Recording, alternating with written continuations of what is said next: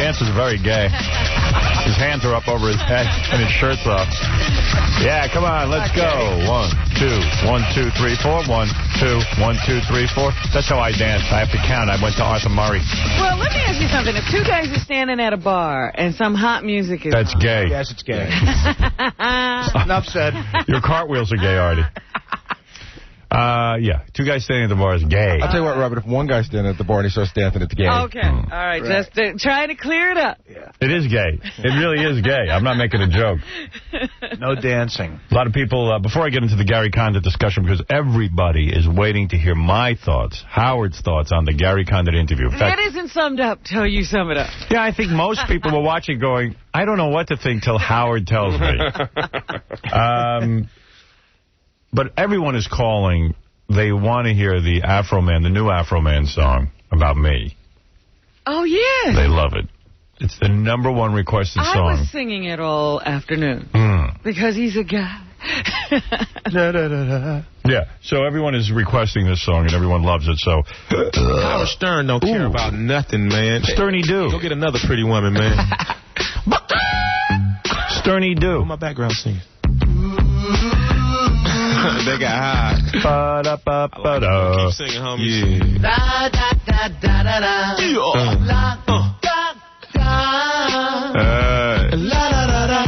La da da. Let me tell you about Howard Stern, man. Talk about him. What's happening with him? His father used to yell at him until he would cry. Sounds familiar. His words would shrink Howard's nuts. He won't deny. Oh, look at him. He grew up a nutty mess, worse than Mariah. Yeah, now we know why. Why? He wants to die. Why? His dad's an angry guy. He used to live with blacks. They would beat his high. That really sounds familiar. They'd steal his pants and shoes and beat his high. You know, but nothing's worse than divorce. Yeah. And lawyers are why.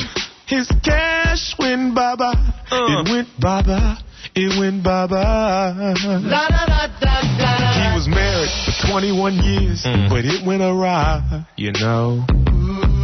He sees his bank account. He wants to cry. I got the napkins, but I ain't even got a bank. His money is cut in half, and he knows why. Yeah, cause he's a guy. Because he's a guy. Because he's a guy. Mrs. Java, his dog, and he wants to cry. He's stuck with a broke down Jeep. The gas tank is dry. He lost his porn collection. The lawyers are why. Yeah. Cause he's a guy. Lost his porn collection. Because he's a guy. Because he's a guy. Imagine they take your porn collection. Scat for me, brother. She's gonna be alright, man. Skippity beeper. I like that. You know who Afro Man is? Aquaman? Afro Man. Afro Man. He's that guy who sings a song about getting high? Nah, I don't know Afro Man. You ever gotten in trouble for getting high?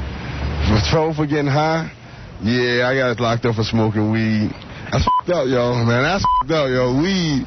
You know what I'm saying? But I don't know. I know what you're saying. Yeah, weed is still illegal. I hear you, brother. That ain't right. I know what he's saying. That's the scary thing when he goes, I know, you know what I'm saying? Yeah, I do know what you're saying. I hear you, brother. All right, here's the most annoying phrase on the planet. I've been married 34 years. I have not been a perfect man. I have made mistakes in my life. But out of respect for my family, out of a specific request by the Levy family, it's best that I not get into the details of the relationship. He even has that screwball voice like Clinton, you know. Somehow you lose your voice when this happens. I can't talk so good. He looked a lot older last night, you know, because usually he's got the sunglasses on. He looked really old. And a leather jacket. He loves that. He usually has his biker look. Yeah, he looked really old last night. Mr. Condit, would you let us smell your fingers? Connie, all I can say is that out of respect to the Levy family, out of respect, a lot of respect.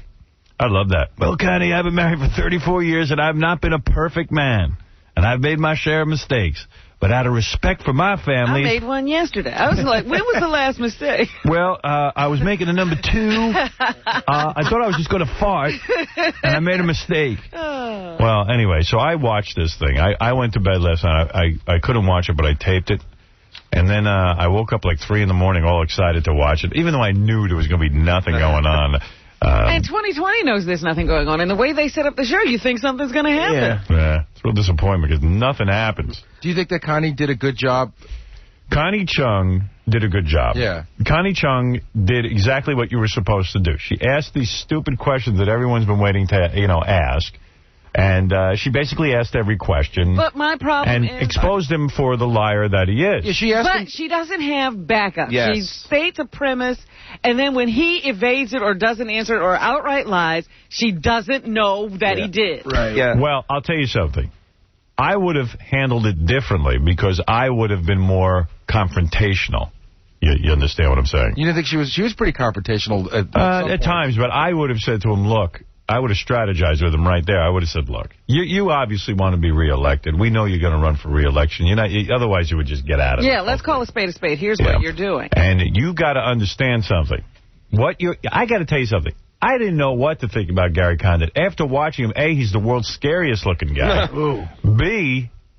He's got ice water running through his veins. If before I wasn't sure if he was involved, now I know he's involved. Yeah. Didn't you feel that whoever put this whole thing together for him, whoever got him in a room and said, this is going to be great, should be fired? No, because he's limited. He's not Bill Clinton.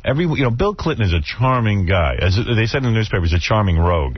I mean, he knows how to charm you while he talks to you. But who thought that last night's appearance was going to make us like him more? Well, no. If he wants to run for re-election, he has to at some point start speaking out. He's got to come out, yeah. What ended up happening from this interview was it made him look as guilty as sin. Because if I'm innocent. I'm talking about whether or not he's involved in her disappearance. If I'm innocent, I'm going to say to them, look, this is exactly what I would have said. I made a huge mistake. I had an affair. I've had multiple affairs. It wasn't a mistake. When you've done it many times, it's not a mistake. It's whatever. What you do. Just listen to me. When you have...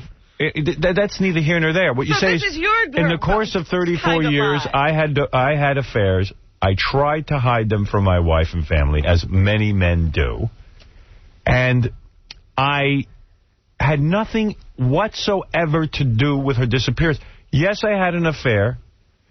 I spoke to her about 4 days before I was informed that she was missing. I don't know where the hell she is. I'll do anything to help. When you're innocent, you're screaming from the top of your lungs, I'm innocent. Now, if this guy was truly innocent, Connie Chung would have said to him, why don't you, and this is what she didn't ask him, which I might have, why don't you release the transcripts from the police department? If, in fact, you say you were honest right from the beginning, and you didn't block any kind of police investigation. Well, that's not possible. He doesn't own those transcripts. Yeah, that's not his to do. Oh, no. If Gary Condit wants to, he can authorize the police to release them, and then the police can release them. They are conducting an investigation. They would not release them. He could authorize it.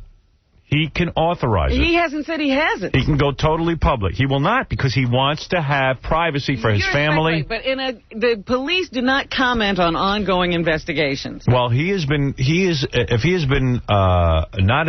not a suspect, and he's saying, listen, I am willing to have my transcripts released to show you that I didn't block. The point is, he won't talk to their investigators. There is a way to get to what you're saying. He won't talk to the Levy investigators. He won't submit to a real lie detector test. So what does that lead you to believe? That he's guilty. He's guilty. Of something pretty big. Absolutely. There's no way innocent. You would just come out and say, listen, I'll help you. Listen, I'm willing to admit I had an affair, as painful as it is to my wife and my kids. He wouldn't even admit to having an affair. I know. Plus, he sat there.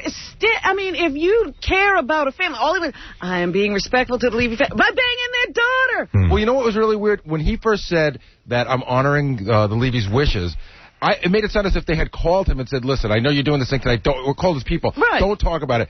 He watched the TV show. It's his interpretation. Absolutely. And Connie didn't pick up on that either. He never talked to them. It is a total... It was a total bomb. I mean, it went over bad. This is what I'm saying, though, that Connie didn't do it. She then brought up the thing that he sort of criticized he was critical of Bill Clinton during his Monica Lewinsky incident and said he should open up. He immediately dodged that question. But Connie did not know that he was one of 33 Democrats who voted for the articles of impeachment and was highly critical of Bill Clinton's morality during that whole Monica Lewinsky affair. Yeah, well, I'll tell you something.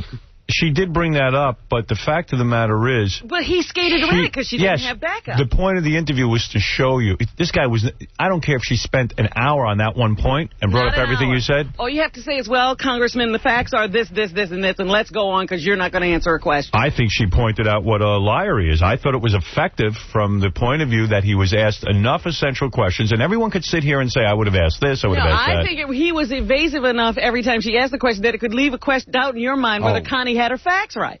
No. Yes, because when she asked him that question, he said, no, you've got to put it in context. It was during the time that they were dribbling information out about the transcripts that I said all the transcripts should be released. I don't feel that way, actually. I feel that, like, she even asked him about the watch, and then the guy goes, who's the watch from? You know, and then he had one of those weird answers, you know, and why did you go, and why did you drive to Virginia to dump a watch, and... He was like, well, you know, it had nothing to do with the investigation. I've made mistakes, 34 years, married. And I just went, case closed. Well, this guy's got plenty to hide. He said that the reason he dumped the watch off is because the rag magazines were going through his garbage. And she said, what do you care? And she also said, well, you know, how come you didn't take all your garbage? I think she made some sort of a point like that. Yeah. Like, why just the watch case? Yeah. Well, why? Because it's from an old girlfriend. And he stuttered. And he stuttered. That was the one time she was effective. She didn't even ask him what was inside the watch box. Doesn't matter. Doesn't matter. It was that he was throwing it away from his office. She knows he's not even going to answer. He's going to say, that's private, and I'm trying to protect my family, and 34 years of marriage, and blah, blah, blah. But that was my problem with the whole interview. He wasn't going to answer one question about Chandra Levy. He made that clear. And she asked it for almost 40 minutes, 20 minutes of the 30-minute interview. I'll tell you, it gives you a lot more respect for Clinton, how much of a charming guy he is. Yeah. Everybody, this guy is nothing compared to him. Well, everyone said, boy, Clinton... Of course, it was different. I mean, Clinton didn't have somebody disappear on him.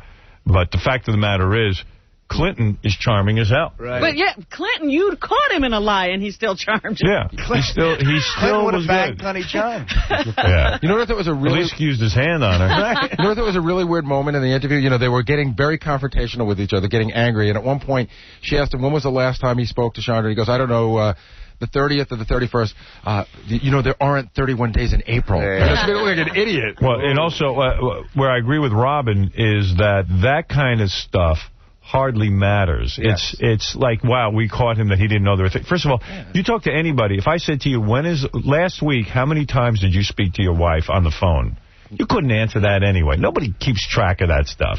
But Condit can't even say, you know what, I don't even remember. It was not anything relevant going on. There was nothing. Who remembers? I would have said, I don't remember the exact days that I spoke to this girl on the phone, but we spoke regularly. We were having an affair. See, the true answer... That's it, and then it's done. The true answer is, I banged so many women, who the hell knows when I talked to who? I don't remember how often I talked to her or banged her. Do you know how many women I've killed in the last 4 months? We never had a crossword. Yeah. Come on. Let me check my little schedule. Have Chandra Levy's parents commented on this? Yes, of course they've commented. He claimed that Mrs. Levy's and the Levys didn't want him talking about the details of the relationship, and they said that's an absolute lie. We've always wanted him to give details. And the other thing is that they said when he claimed that she misunderstood him, she thought he said he had an affair with her daughter, she misunderstood, and he's sorry if she misunderstood. She said, that's an outright lie. Right. Because I asked him point blank, were you having an affair with my daughter? And what did he say? He said no. And then he also called the aunt a liar, too, while he was at it. Right. Oh, yeah, he called the aunt a liar. Right. Yeah, that ain't good. Well, he called everybody a liar or somebody who couldn't understand Could this guy possibly get reelected? Yeah. Yes, absolutely.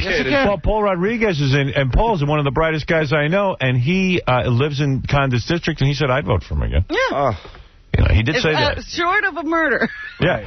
He even said he saw Condit hit on some chick right in front of a fundraiser, And he said he liked it. He said he's a regular guy. Oh, that was cool, man. He was like, whoa, that's cool, man. Oh, bro, go. Cool. He liked it. So, I mean... that's my representative, man.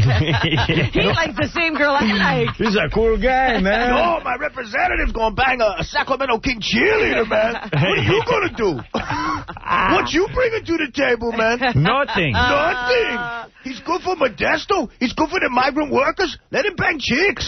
Who cares? Migrant workers. So, yeah, when you're a migrant worker, you got a lot more to worry about than one missing chick. Yeah, I know. They care about this. Heck, they might dig her up if they keep... The bottom line on the Connie Chung interview is this. After watching it, whether you think Connie Chung's a good interviewer or not, I don't care. I came away thinking, holy cow, this guy's guilty of something. Lock him up. Even if he didn't do anything. Throw away the key. Yeah, he's a danger. Well, you know what else I thought? And I came away with something else that was pretty important. I don't know who else picked up on this, but I'm sure most men did, not women. His daughter's hot. Oh, my God, yeah. Picked right up on that. Hell yeah. Hey, now. Hell yeah. Hey, now. But that's another thing. Paul Rodriguez brought this up yesterday. What does it take for a white family to let you go to an interview like this alone? The whole family came to escort him to this interview. I have a huge problem with that. As a matter of fact, I said yesterday on the air, and I don't know if you're able to line it up, I'm dying to speak to the photographer from People magazine. I would love to know. They did some of this in the Connie Chung interview. They asked her what it was like after he left and, what was this dynamic. And he went over and he shook everyone's hand on the crew and said thank you. And then he said to Connie Chung, I'm not sure I should thank you. But I would love to speak to the People magazine people and say, what was the dynamic? How did you line up the wife standing next to him on the cover of the friggin' magazine? I mean, that's got to be amazing. And she's standing there now. Hey, sometimes pictures are weird. They catch you at a weird time. Oh, man. But, man, she looks pissed. And rightly so. She looks just really aggravated with him. But why is she agreeing? Why is she there? She doing it for the kids? No, the kids are older. What, They're the People grown. magazine cover? She wants to make sure it doesn't say anything stupid. No, I'm telling you, because sometimes she's saying, you know what, at least if I look like I'm with him for the kids or something, no, maybe. but why a People magazine cover? You don't have to do that. I don't know. I can't. I'm trying to figure out a reason. That has nothing to do with the kids. So what's the reason? Apparently, they like being married to a congressman. Right. Yeah, I was going to say, if you're right. That's true. It's a publicity thing. If his empire crashes, her world is gone, too. Her world's gone. Well, yeah, but she had a whole life of her own. He lived in Washington. Yeah, but her world's gone. She is now forever the wife of that maniac. There's the wife of that nut. It's just like Hillary, though. But Hillary is a senator now. But that's true. Why does she pose? Because she thinks she's going to preserve her life as a congressman's wife? Maybe. I think to make him look a little better. Well, that was the most amazing answer that he gave last night. When Connie says, how's your family doing? He goes, my family is intact. Yeah. And I am married to that woman. I'll be married to her as long as she'll have me. If she'll have me. Right. As long as she'll have me. She did look pissed. It wasn't like if she'll have me, as long as she'll have me. He's got her sedated. She's taken it for 34 years. Why stop now? Right. Also, he claimed that other chick was lying, the one who said that she had an affair with. He called her an outright liar. Yeah. Meanwhile, Connie did. That was the one time she was really good. She said, look, your lawyer, you sent her a letter to deny that she had an affair with you. I never asked anyone. Then she said, he said that was a lawyer statement to a lawyer. Why would his lawyer send a statement to somebody he doesn't know? See, there's 2 times you're saying she's good already. Where's the second? You said when we were talking about the watch and everything, you thought that was good. She did say something else. Something else you said that was one time she was good. She did a pretty good job. She did a good job. The fact of the matter is, was it an affair? The journalist's job is to ask the questions and let him seal his fate. If she made it about her... she should know what she's talking about. No, but Robin, Howard, you know what my problem was, Howard? She was good. Everybody knows that he had an affair. She didn't know what the Clinton deal was. Sorry, what? Everybody knows that he had an affair. Like, it's already... I mean, all of us... That's right. Why spend 20 minutes? The whole issue is whether he will come clean and admit it. And he had to be asked repeatedly in several different ways, much the way a lawyer asks you on the stand, why are you not admitting to this affair?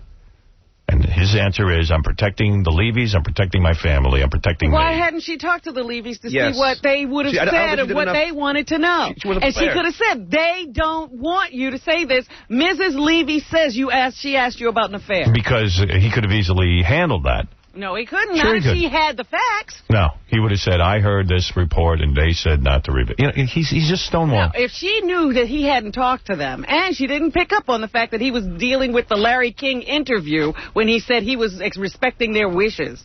Why didn't she talk to the Levies anyway and see if... How do you know she didn't? She didn't have that information. She should have said, well, I know the fact that they want you to... I think she did a fine job. I don't think the problem is in Connie Chung. I think the problem is that you got a guy here who's stonewalling, and it doesn't matter what she asked. You saw that he stonewalled no matter what she asked. And by the way, look, there's another You're going into more difficult questions. No. The easy questions he couldn't answer. Right. He couldn't answer the easy questions. There was another reporter who talked to him from, I forget which paper, like... the Modesto Bee? No. It was a magazine. A national magazine. And she got much more information than Connie Chung. Yeah. Much more. You know what you really wanted last night? You wanted Connie to walk over... To admit that he killed her. You wanted Where's the body? Where's the body? Connie to go over, pull a curtain, and have the Levies walk out when he kept saying, this is what they want. And you just wanted to go, no, tell us the goddamn truth. But, Howard, did you see how they promoted it? That would have been our interview. It was like, and now we're going to ask Condit... what do you think's happened to Chandra Levy? And they come back and he goes, I don't know. Yeah. Because he doesn't know anything. According to him, he doesn't even know anything. I did object to them using it like entertainment. It was da-da-da-da-da-da. Yeah. They have the special, we do the same thing. But we're a goof. It's like, and now a special report. Senator Condit speaks out. Congressman. But didn't you think, it was, like, who's the most sympathetic person in the world right now? Mrs. Levy. I mean... She's just a very sympathetic person. I mean, how could you not feel for her? Right. And he's like sort of trashing her. I thought it came across so poorly. She misunderstood me. He came across bad, and let me tell you something. It didn't take much to make him look bad. It didn't. That's my point. She gave him the opportunity to just look like he did. Like a In fact, but they were very smart to say, you have exactly 1/2 hour and you cannot edit. Right. Because it wound up being 20 minutes of, no, I'm not going to talk about that. I was trying to figure out what the hell Chandra was, what she see in him, man. That guy's pretty... Come on. You look can at say him. that about many women. Congressman. He's an ugly-looking guy, though. Hey, look at every guy in this room. You can say that about many women. Well, we may not be when we're 57. He's 57, you know. He's already thinner than you at 57, man. Yeah. If you ever try to figure out what women see in men, you'll be spending the rest of your life looking. That's a harder question than how to cure AIDS. Right. Anyway, so there it is. The Chandra Levy mystery continues. Gary Condit is just comes off like a filthy liar. Yeah. But I still wonder what goes on in that family. Me too. Because everybody came with him. Dominic Barbara has something to say, which usually you get excited about, but he never says anything relevant. He's like Condit. You never really get anything. Dominic, give us something good. Number one. All right. I still think she's alive. You think Chandra Levy's alive? Yes, I do. Wow, why? I just think that the circumstances of this girl and her relationship with her parents would not be unusual for her to go on the lam to hide. She has a history of this? She had a very unusual relationship with her mother. Her father never said What's the unusual relationship with the mother? What is he carrying on about? What is the unusual relationship with the mother? The mother was the dominant force in the family. She does all the talking. The father sits there like he's mute almost.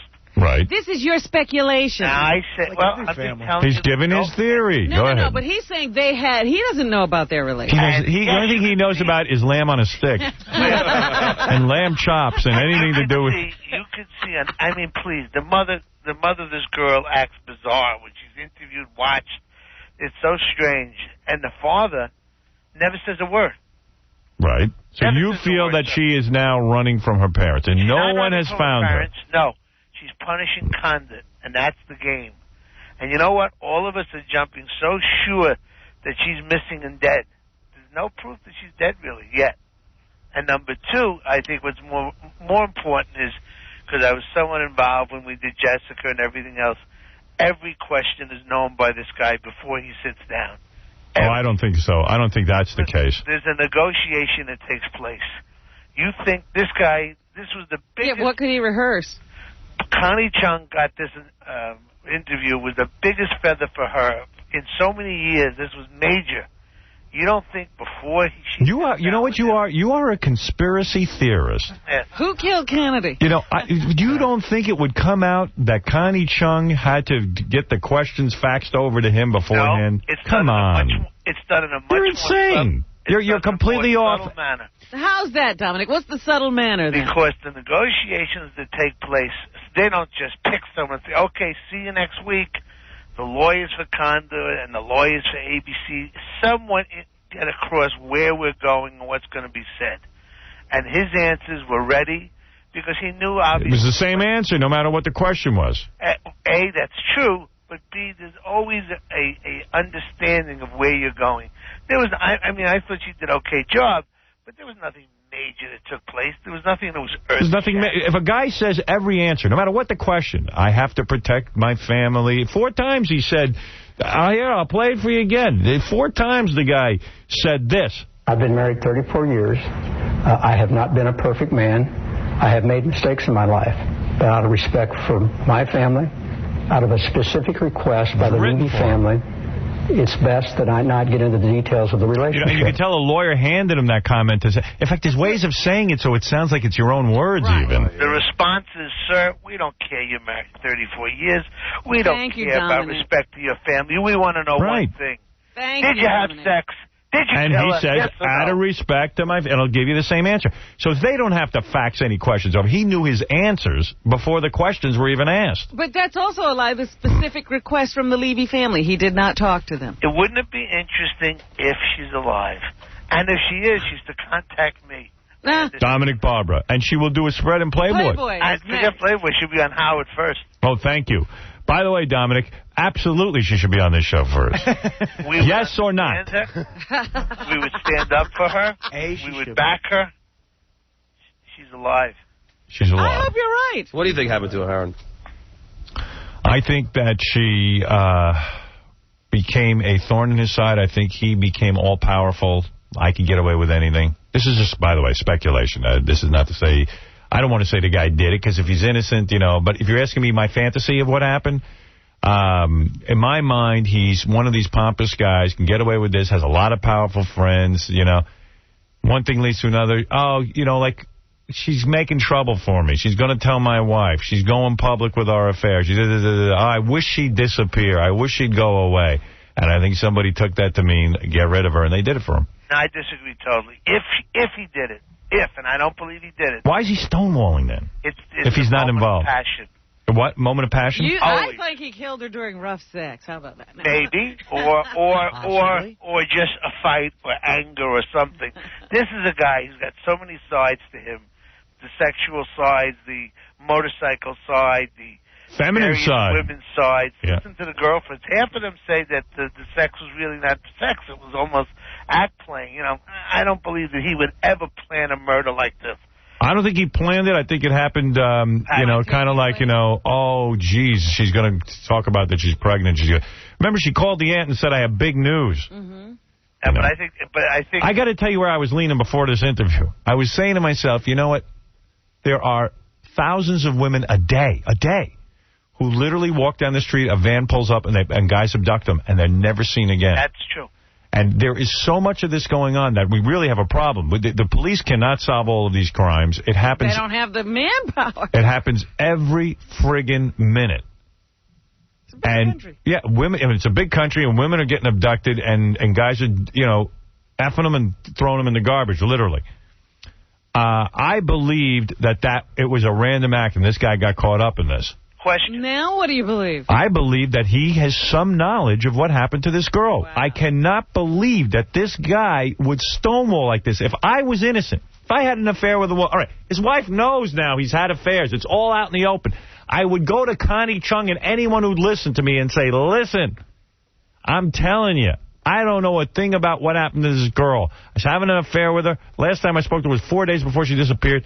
I got panicky because, oh, my God, I'm having an affair. I don't want my wife to know. The whole box is going to be open and everybody will know. To tell you the truth, in my mind, the fact that I was having an affair with her didn't matter to the police because you know why? I had nothing to do with her disappearance. Now, I think your advice was the best advice of all, but that would have been good advice, and it wouldn't have affected anything. Of course. There's one of the things that came out in one of these other interviews he did. He claimed that the relationship was continuing with Chandra Levy. That he's in. Anybody who knows me, he said to this other reporter, anybody who knows me knows I'm in California all the time. I expected that I would continue to see Chandra Levy. There was no talk of breaking up. There was no crosswords. Right. He expected that relationship to continue, even in California. Question. Why would, before she disappeared, was she looking on all these maps for trips to go somewhere? Question. And is that a coincidence that that's the same day she disappears? Here's a better question. How come when you go to Bobby Van's, you order steak for two, but for one person? Steak for two for one. Why? You know it's on the menu now? Answer. Steak for two for one? Yeah. Steak for two. On the menu. I want steak for two for one. Me, Dominic. It's actually on the menu. You want to answer that question, Counselor? Yes or not? Yes or not? Yes or not? Is it true? Yes or not? You were ordering your steak for Chandra Levy, weren't you? Did you have anything to do with the disappearance of two steaks? For one? I only have one thing to say. I was going to say I'm very close to my wife, but I can't say that anymore. Oh, yeah. 34 years. Steak for two for one. Well, I don't know. Thank you for making me famous. Well, Dominic's theory is that Chandra Levy's alive. And she'll be popping up anytime soon, which would be great. And not only, that be where could she be? Dominic, how come nobody could find her if she's still here? That would, because she's hiding. Because that would finally hiding. put... You know, one of the maps she looked at was a park. You think she's in the park? Have they caught that other guy yet who killed his whole family? No, the Ukrainian. He's now on the 10 most wanted list. Can't find him. They can't find him. Imagine they can't find him. The guy. It's true. Maybe they can't find Chandra Levy. That, you know, when you're born, they should put like a low jack system in you. That'll be nice. Like they do with pets now. You know, they That'd be good. No, they're actually thinking about doing this with kids. Like you should put something in their skin. You should always be able to find them. Yeah. I swear to God. Yeah. Well, the only problem with that is when you're innocent of something and everyone's accusing you of being guilty and you're trying to free yourself like in The Fugitive. Forget it. So nobody's going for this. Right. Jessica Hahn wants to argue with Dominic. Her theory is what, Wait, Jessica? No, I'm not going to argue with Dominic, but Dominic, every one of my interviews there were no faxes. No. What I'm saying is that... But Dominic, think about this, and Howard, you're so right. Dominic, when I was right about something, did I not get on TV and scream bloody murder? Absolutely. And no matter what, I mean, he should have said, I don't have to talk to anybody. If I didn't, I may be an adulteress, but I'm not a murderer. That's it. I agree with you, but I'm saying, like, when we would do Larry King, we kind of knew where we would be going. Well, we just knew, like, if there was something developed that day, you know. But I do think Jessica's correct that... So, Dominic, Jessica just called you out on that. She just said they never lined up the questions ahead of time. No. There are parameters if you're saying, like, hey, we want to focus on this, this, and this. Yeah, but that was presented as a no-holds-barred. There were no limited... Well, when we did I don't believe there was any setup. I don't believe there was any setup ahead of time. When there was an interview with Playboy... well, that was a big-time thing, Dominic. This is... I mean, that was like, we were just going to no hold. No, anything went. That's apparently what the rules were. We didn't say... We weren't screaming, you can't do this or that. No, of course not. And by the way... And we didn't know what if Playboy was going to ask either, Dominic, remember? We just knew I had to tell him the truth. Right now, do Playboy again, we'll make another million. Let's do it. Do half again. Yeah. Hey, Dominic, Jessica admitted on this show that she had sex with Hugh Hefner. Yeah. I heard. Oh. And the other day we found out Gene Simmons. Oh, Lord have mercy. I was busy back then. We knew the Gene Simmons. No, I couldn't be reading faxes from the press conferences. I knew she had given oral to Gene Simmons. I didn't know she had done Hef. Well, she never said. Well, who else have you done, Jessica? I have to say something. With me. I was. No, Dominic and I had never gotten together. And by the way... How about Bill Clinton? Yes. Me and Bill? Gary Condit. Well, believe me, if she had, she'd be telling you. Yeah, nah. And if I had done her, she would have told, too. Nah. Gary Condit? No, Howard never did me. I never did. Never. I never did. It's amazing, but never. Although you failed a lie detector test about kissing him. I did fail a lie detector test. And yet you're telling Gary Condit to take one? No, I'm not. As a matter of fact, one thing I would advise Gary Condit is never take a lie detector. I would have been honest with Connie Chung about that. I'd say, listen, they're not accurate. I don't trust them. Yeah, but he took one of his own. Oh, well, that's a mistake. He could have had one of his people take it. I mean, this is how, when you're so admired, he could have had one of his... She didn't press him on that either, Howard. Jessica, do you think she might be missing? Dominic, I'm with you. I really think, I'm praying she's like in a cabin somewhere, being taken care of, pregnant or something. But you're with Dominic that you think Chandra Levy's alive? I honestly would love nothing. No, not if you'd. I'd love if she was alive. I wish Dominic would be. I don't want to see anybody get killed. But then the other side of me is going, she's so easily hidden. She's probably so buried. I don't know. But my fantasy is that she's being well taken care of. That's your fantasy, but the fact is, I believe, my fantasy, she's on an alien spaceship with really nice aliens, and they're flying around Mars with her right now. Dominic's theory is she's watching all the TV coverage and getting a kick out of it. Yeah. And I think Howard said something true also. Something's not right with the mom.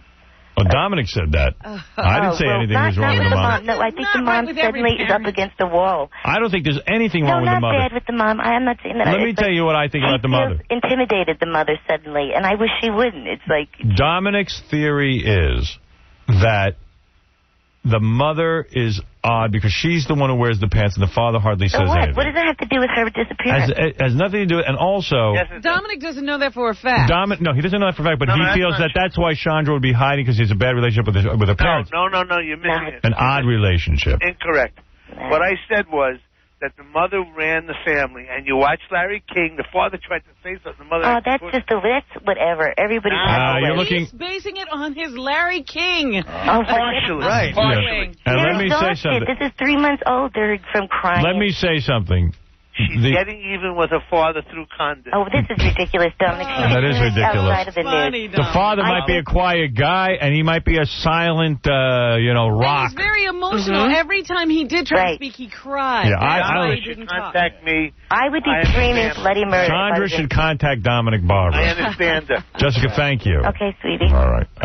Jessica starts talking. I can't even get a word in. I understand her. I understand her as well. You understand? I understand you. You understand steak for 2 for 1. Well, Dominic has lit a bombshell. Yeah, muddy the water. He's muddy by saying that Chandra Levy is alive, in his opinion. Yep. She's alive, and you know what it's going to be? It's going to be the final hurrah for all of these OJs and Jessica and Joeys and all these cases that had such great publicity to grow and grow and grow. What's going to happen when she walks up and says, "Here I am"? She'll be the biggest star in America. It is going to be the great. She will be 20 times bigger than Monica Lewinsky. And she'll be right on Howard Stern, because Howard would give her the understanding. Would she have legal problems if she suddenly appeared right now? Absolutely none. There's no law that says she has to come forward when there's a nationwide search for her? Why? I'm just asking. Absolutely not. You can go and be by yourself and do what you want. She's committed no crime. She could claim that she didn't know all this was going on. I heard a theory. I couldn't believe this, but now I'm thinking about it. Have you heard this? Some people are claiming, like Dominic, that Chandra Levy's alive and has been living in the Big Brother house, and that's why no one's seen her. Because nobody watches the frickin' thing. See? Is that true, Dominic? No, but I think you would show great understanding of her. She could come on and explain. Do you already have her, Dominic? Dominic, is she now? Is she living in your hotel room? Is she stuffed? Hey, I have a question for you. Why are you still living in a hotel? Why don't you buy a house? I will soon. And by the way, Shelter Island was great last weekend, and I fixed the step. Yeah, you got a lot to fix there. Oh, now he's admitting that there's some things wrong. Well, how many things can I do at once? I'm running a law firm with 15 lawyers. All right, Dominic, thank you for your expert legal advice. Bye-bye. Said nothing. She's alive. She's alive. Yep. I believe the following. Sure she's alive. Number 1, Chandra Levy is alive. Number 2, the mother and father are very strange. And number 3, Bobby Van's steak for 2 should be for 1. Should be steak for 3 for 1. Yeah, steak for 3 for 1. Want to come up to the table? I'll kill it myself. This steak isn't sliced properly. I like it. Everyone knows I like it this way. You know how I like it. I love how he always says, you know how I like it. You know how I like it. And tell the bartender, who wants a special Dominic drink? Who wants a special Dominic drink? Howard? Who else? Who else? It's 2 fat vodka with the lemons. Belvedere. And tell the bartenders for Dominic. For Dominic, for everyone. For the table. More vodka than cranberry. Right. Don't you think the most arrogant... More vodka than cranberry. Don't you think the most arrogant thing anyone can ever say is, everyone knows I do anything? Right. You know, everybody knows I do this. Oh, please. Dominic should be interviewed by Connie Chung. Famous. I'm absolutely ready. Are you going to fix it the way I like it? And now, a Howard Stern Show exclusive. When we come back, you will see what I'm talking about right after these words. Ladies and gentlemen. We are very excited about Howard Stern. Famed psychologist Dr. Laura says she would rather quit than fight CBS over Howard Stern. She's pulling out of a deal that would put the Doctor of Morality on the same network with the world's most famous shock jock. Dr. Schlesinger said there's no way I'm going to be in bed with Howard Stern. Ladies and gentlemen. Thanks for joining us. Prepare yourself. He's the outrageous king of all media. The king of all media. Shock radio show. Howard. As you know, we have a lot of nudity and lesbians. Did I mention we have lesbians? Stern. Jay and Silent Bob. Oh, Jay and Silent Bob opens today. Well, that's a big movie for Kevin Smith. See a lot of ads in the newspaper, on radio, on TV. Afro Man sings on the soundtrack. Big weekend for this guy. He was in here this week. Kevin Smith and Silent Bob and Jay and everybody. Afro Man, too? Afro Man, too. So there's a lot of excitement. Artie, you've been in movies. You know what it's like on opening day. Is opening day very hard? Yeah. With the movies I've been, it's very hard. Is it embarrassing? You mean when Dirty Work opened? When Dirty Work opened, where were you? Just give us some insight. What is Kevin Smith doing today? If he's anything like... Gambling uncontrollably and doing coke? If he's anything like me, he's probably drinking heavily. Right. And avoiding looking at the newspaper. Right. Aww.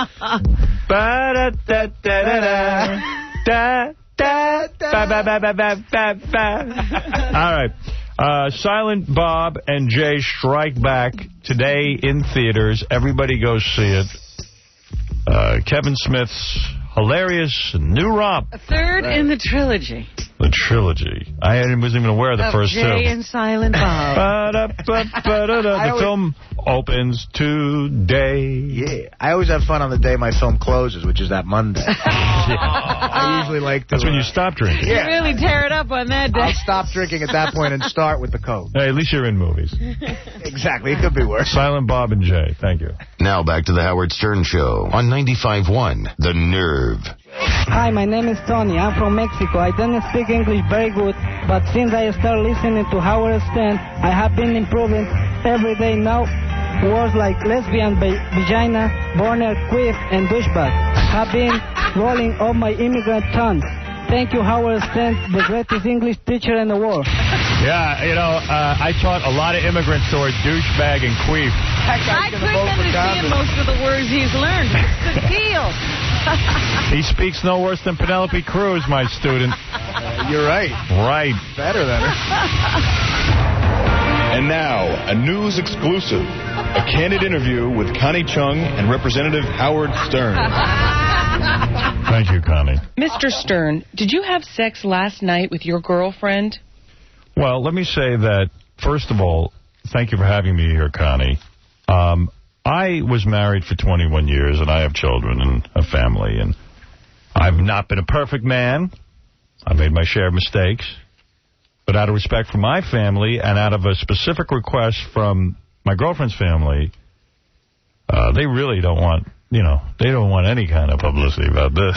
Any details. They don't want any details. I think it's best that I not get into those details about my girlfriend. Mr. Stern, why are you avoiding a direct answer to my question?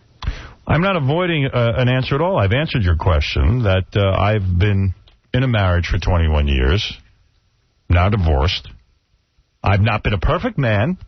I've made my share of mistakes. But really, out of respect for my family and out of a specific request for my girlfriend's family, I think it's best that I don't get into these details about my girlfriend. Let me put it this way. Go ahead. Did you at any point last night kiss your girlfriend? Well, again, to be more specific, I have said that out of respect for my family and out of a specific request from my girlfriend's family, I think it's best that I don't get into those details about my girlfriend. Mr. Stern, you must realize that your answers make it sound as if you have something to hide. I've been totally forthcoming.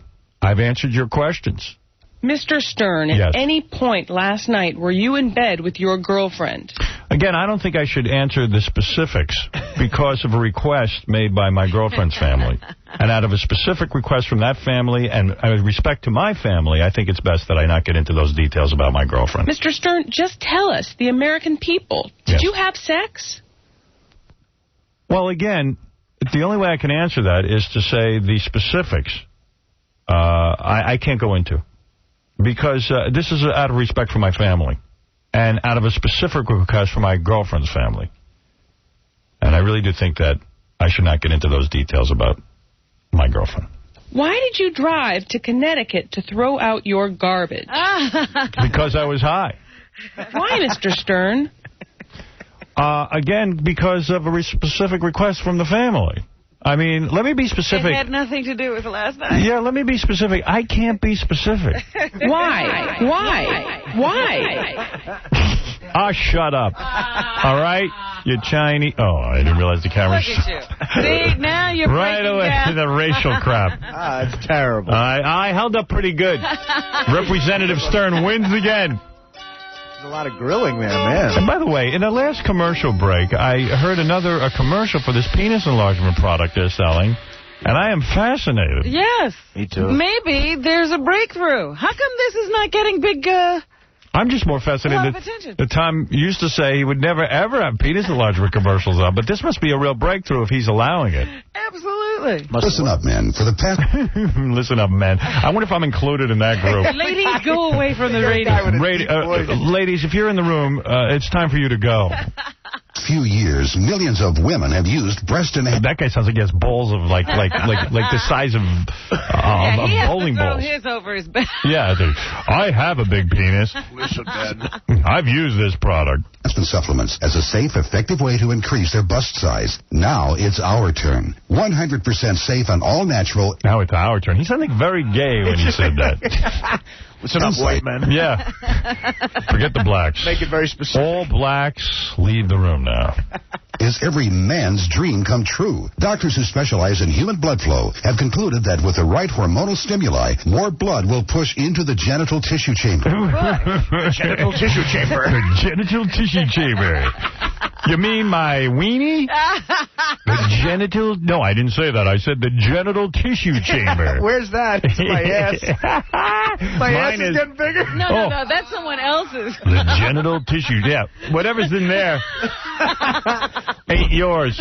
Little do you know, the over a few short months, I believe some of this because I noticed that when I have more sex, I get bigger. Your genital tissue chamber looks bigger. It does. Of course. Tissue chambers will substantially... Your genital tissue chambers?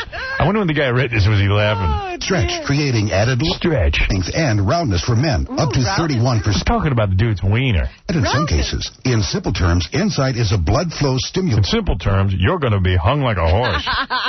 That will not only give you added size, but more energy, stamina, and pleasure. With energy, stamina, and pleasure. Where's the downside? Hello, ma'am. Let me show you to our genital tissue chambers. 96% success rate. It's the once-in-a-lifetime product we've all been waiting for. Insight is completely safe with absolutely no side effects. Simply take 2 capsules each morning with breakfast or coffee. Maximize the pleasure with Insight. Call 1-866-LIFE-KEY. Insight is not sold in stores. We got to get that. Yes. Wonder why. Something needs to be done. 24 hours. Stores can't handle it. You can't handle. No one wants to buy that in a store. They would rather order it through the mail. Excuse me, I'm looking for the Insight. 1-866-LIFE-KEY. No, he says you're confidential shipment. Believe me, I've written down this commercial verbatim. I want to know the result. An inch in a month. Yo, man, here's your confidential shipment. Hey. What we got for you here today? Yeah, this is either some big penis cream or some kind of pornography. Yeah, last night when I was banging your wife. All right. I got to move on. Listen to this, because this is great. OJ is so furious that Gary Condit's getting so much attention that he had to resurface. Listen to this. Florida is getting ready for a killer hip-hop show tonight as O.J. Simpson hosts a star-studded rap concert. O.J. is hosting a rap concert. What's going on? The shamed football great, that's putting it mildly, will introduce such acts as Wyclef Jean, Foxy Brown, and Lil Mo. Excuse me, Lil Mo. Oh. Because I only know Little Mo. At the Teco Arena in Estero. He'll also sign footballs and launch them into the crowd. Oh, what if he kills someone? I'll tell you. He'll also kill someone. That's amazing. Why would Wyclef Jean appear with O.J.? This is a real black eye on the rap community. It is. Concert promoter Stephen Marcano defended the choice of host. I believe it's not my job to judge anybody. Yes, it is. No kidding. The concert celebrates the first anniversary of a local radio station. Simpsons co-host will be rapper Noor of the group Capone Noriega. Two of O.J.'s kids are also expected to show up. Kids, you're going to see not everybody hates your father. I am loved. I am loved by the black community. His co-host is Noriega. I'm back, and I'm black this time. That's right. I tried to live with the white man. He won't allow it. Let me show you my genital tissue chamber. So they're celebrating, I guess, an anniversary of the radio station? I guess so. And the 8th anniversary of the murders. All together. Commemoration. Well, let's combine that celebration. By the way, coming soon, Jason Alexander, Jamie Foxx, host of the MTV Video Music Awards, and The Rock and Mark Wahlberg. In fact, Kendra Jade, who has appeared on our show millions of times, she was the woman who actually videotaped her sex with Jerry Springer and framed him. Mm-hmm. And then went on to porno and What also... do you mean framed him? Well, she got him, she got him in trouble. Well, framed is something that somebody didn't do and you say they did. Oh. Well, Kendra, you explain it. What did you do exactly to Jerry Springer? We've been through this like 20 million times, Yeah. Howard. You videotaped your sex with Jerry and then gave it to the tabloids. I did not. Oh. I did not give it to them. Oh, you got paid for it. No, I did not get paid. We've been through this a million times. Out of respect to Jerry Springer's You family. bring this up every time. Well, do you want to... So, what exactly did you do? You put it in your words. I don't want to say it the wrong way. They pretty much, they came to me and they videotaped it and But you knew they were videotaped. It was their tape all along. See how? Yes, I did have knowledge. Oh, she didn't set That him up. is correct. That was absolutely wrong. Sounds like a setup to me, but what do I know? In the age of Gary Condit, everybody's innocent. Everybody's confused. Kendra, by the way, you then you appear in pornos, and now you're also a full-blown whore. What? Well, she goes. That is not nice. It's No, not nice. I don't mean that. I don't mean that in the wrong way. I mean that you go to the bunny ranch and sell your No, body. I don't. I went there once, Howard. You're not I a went there whore. once. Did you sell yourself there? Does that not a whore make? Oh, God. A full-blown I whore. went there once. Once. And how many people had you? How many people had you at the bunny ranch? Oh. We should have done the Gary Condit interview. Yeah. Well, anyway, that's There'll not be the no point. squirming out of this. I like Kendra Jade. Kendra said she wanted to meet The Rock. I said, well, you got to do something in order to meet The Rock. And I said, would you have sex with one of my virgin listeners? Like, we have a 47-year-old guy who's a virgin. Oh. And Kendra said yes, and then she decided against it. Why? I did decide against it. Why, Kendra? Because it's just not like what I want to do at this point. What do you want to do? In life. What are you doing? I have a boyfriend. I'm like, Who is your boyfriend? being good. He's a guy. Regular guy? Yeah, regular guy. But are you out of the porn business? Yeah, I haven't shot movies in a while. I'm still dancing. And I'll tell you how bad she wants to meet The Rock. She has a picture or something of The Rock tattooed on her body. You're kidding. I do. That's how much she's in love with him. I didn't know you were. I think he's very hot. That must be thrilling for your boyfriend. Where is it, on your ass? My boyfriend approves. Is it on your ass? Yes. But is she a big wrestling fan? He is, yes. Oh, your boyfriend is. Oh. Yes. But I was before, I even met him. All right, let me ask you this. If you won't have sex with one of my virgins, would you have sex with all 18 million of our listeners at once?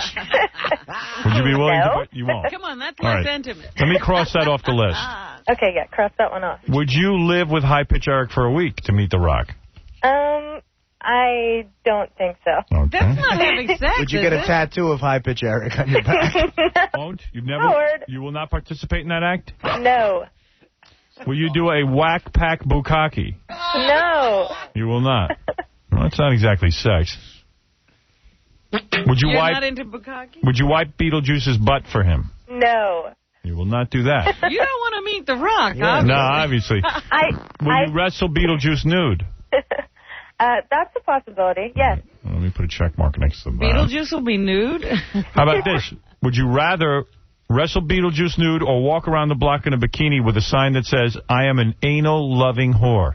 Oh, my God. I would rather wrestle Beetlejuice nude. All right, let me cross that off.